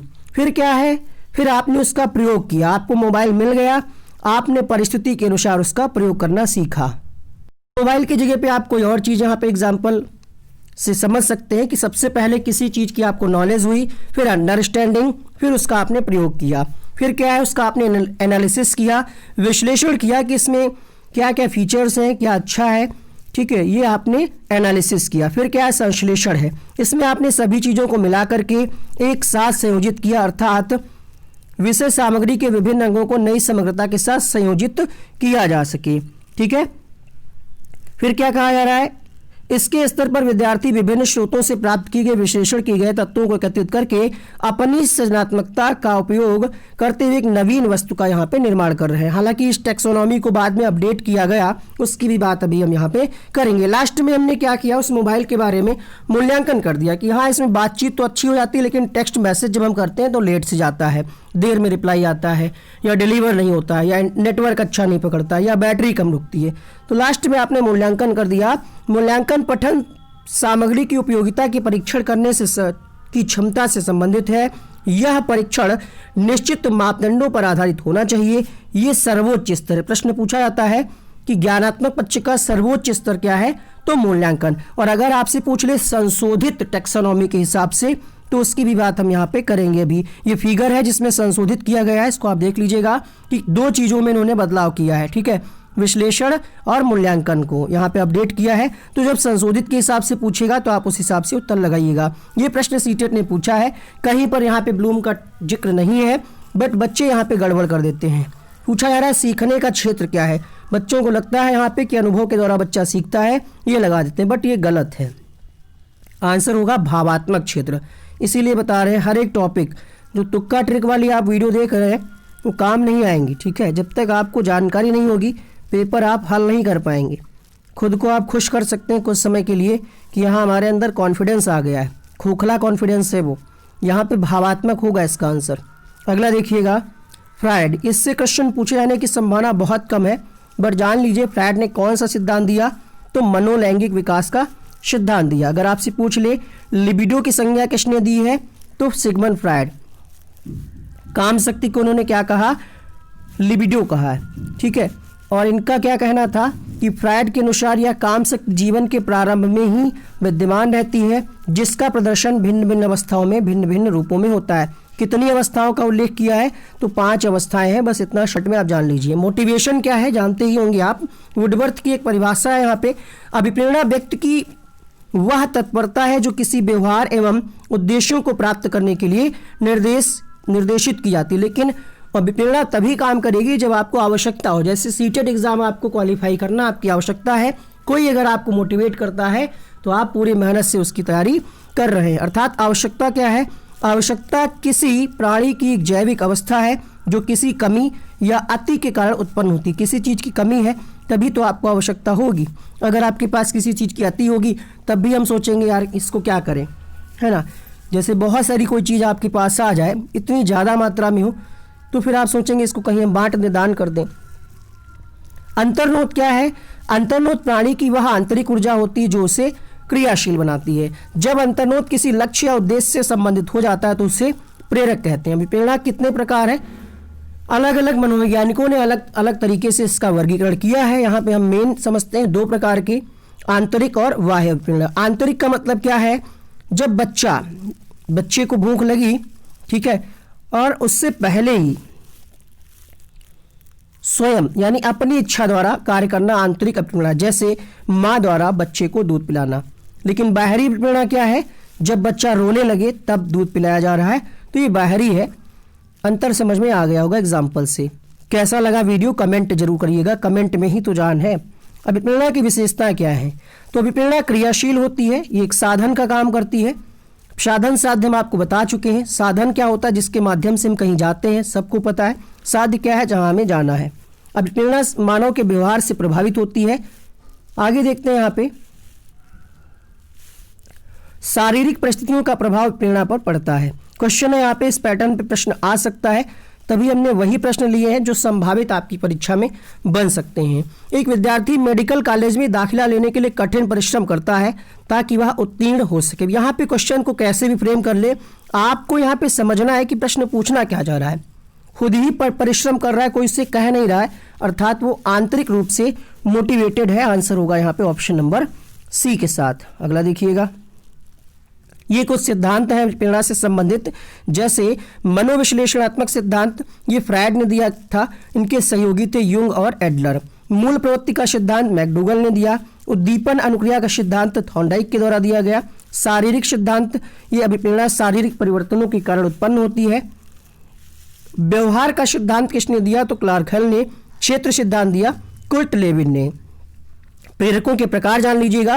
प्राकृतिक प्रेरक जो आपको जन्मजात, इसको जन्मजात प्रेरक भी कहते हैं, आपको जन्म से मिले हैं। भूख, प्यास, नींद, क्रोध, काम, मलमूत्र, त्याग आदि। कृत्रिम क्या है, जो आपको बाहर से मिले। प्रशंसा, उन्नति, निंदा, दंड, पुरस्कार, ये आपको बाहर से मिलते हैं। अब यहाँ पे आगमन निगमन विधि को हम शॉर्ट में समझ लेते हैं। तो आगमन विधि कैसे पूछ लेगा, इसमें से कौन सा संबंधित है। इसमें से दे देंगे 3 ऑप्शन और 1 निगमन विधि से। तो इसको आप याद कर लीजिएगा। आगमन का मतलब है बच्चे को पहले उदाहरण बताएं, फिर उससे संबंधित नियम या सूत्र बताएं। स्थूल से सूक्ष्म की ओर इसी में चलते हैं। विशिष्ट से सामान्य की ओर ये बहुत पूछा जाता है कि आगमन विधि का संबंध किससे है। ज्ञात से अज्ञात की ओर, मूर्त से अमूर्त की ओर, प्रत्यक्ष से प्रमाण की ओर। इसी तरीके से जस्ट इसका उल्टा हो जाता है निगमन विधि में। इसमें क्या होता है, सूक्ष्म से स्थूल, सामान्य से विशिष्ट, अज्ञात से ज्ञात, प्रमाण से प्रत्यक्ष। तो इसमें से 3 इसमें से कोई ले लेगा, एक इसमें से पूछ लेगा अलग कौन सा है। तो ऐसे आपको करना है। यहाँ पे एक लाइन में जान लीजिएगा कि विभेदात्मक अनुदेशन क्या है। ठीक है, इसको जानना जरूरी है, एक प्रश्न यहाँ से बन सकता है। विभेद का मतलब क्या होता है, आप बदलाव करें, है ना। तो बच्चों की अनुदेशन का मतलब यह है कि आप अपने शिक्षण में बच्चों की आवश्यकता के अनुसार शिक्षण व्यवस्था में बदलाव करना ही विभेदित अनुदेशन है। कुछ शिक्षण विधियां और उनके प्रतिपादक हैं, हालांकि इसका डिटेल वीडियो हम पहले ही दे चुके हैं क्वेश्चंस के साथ। नहीं देखा तो शिक्षण विधियां आगे वनडे एग्जाम स्टडी लिखिएगा, वीडियो मिल जाएगा।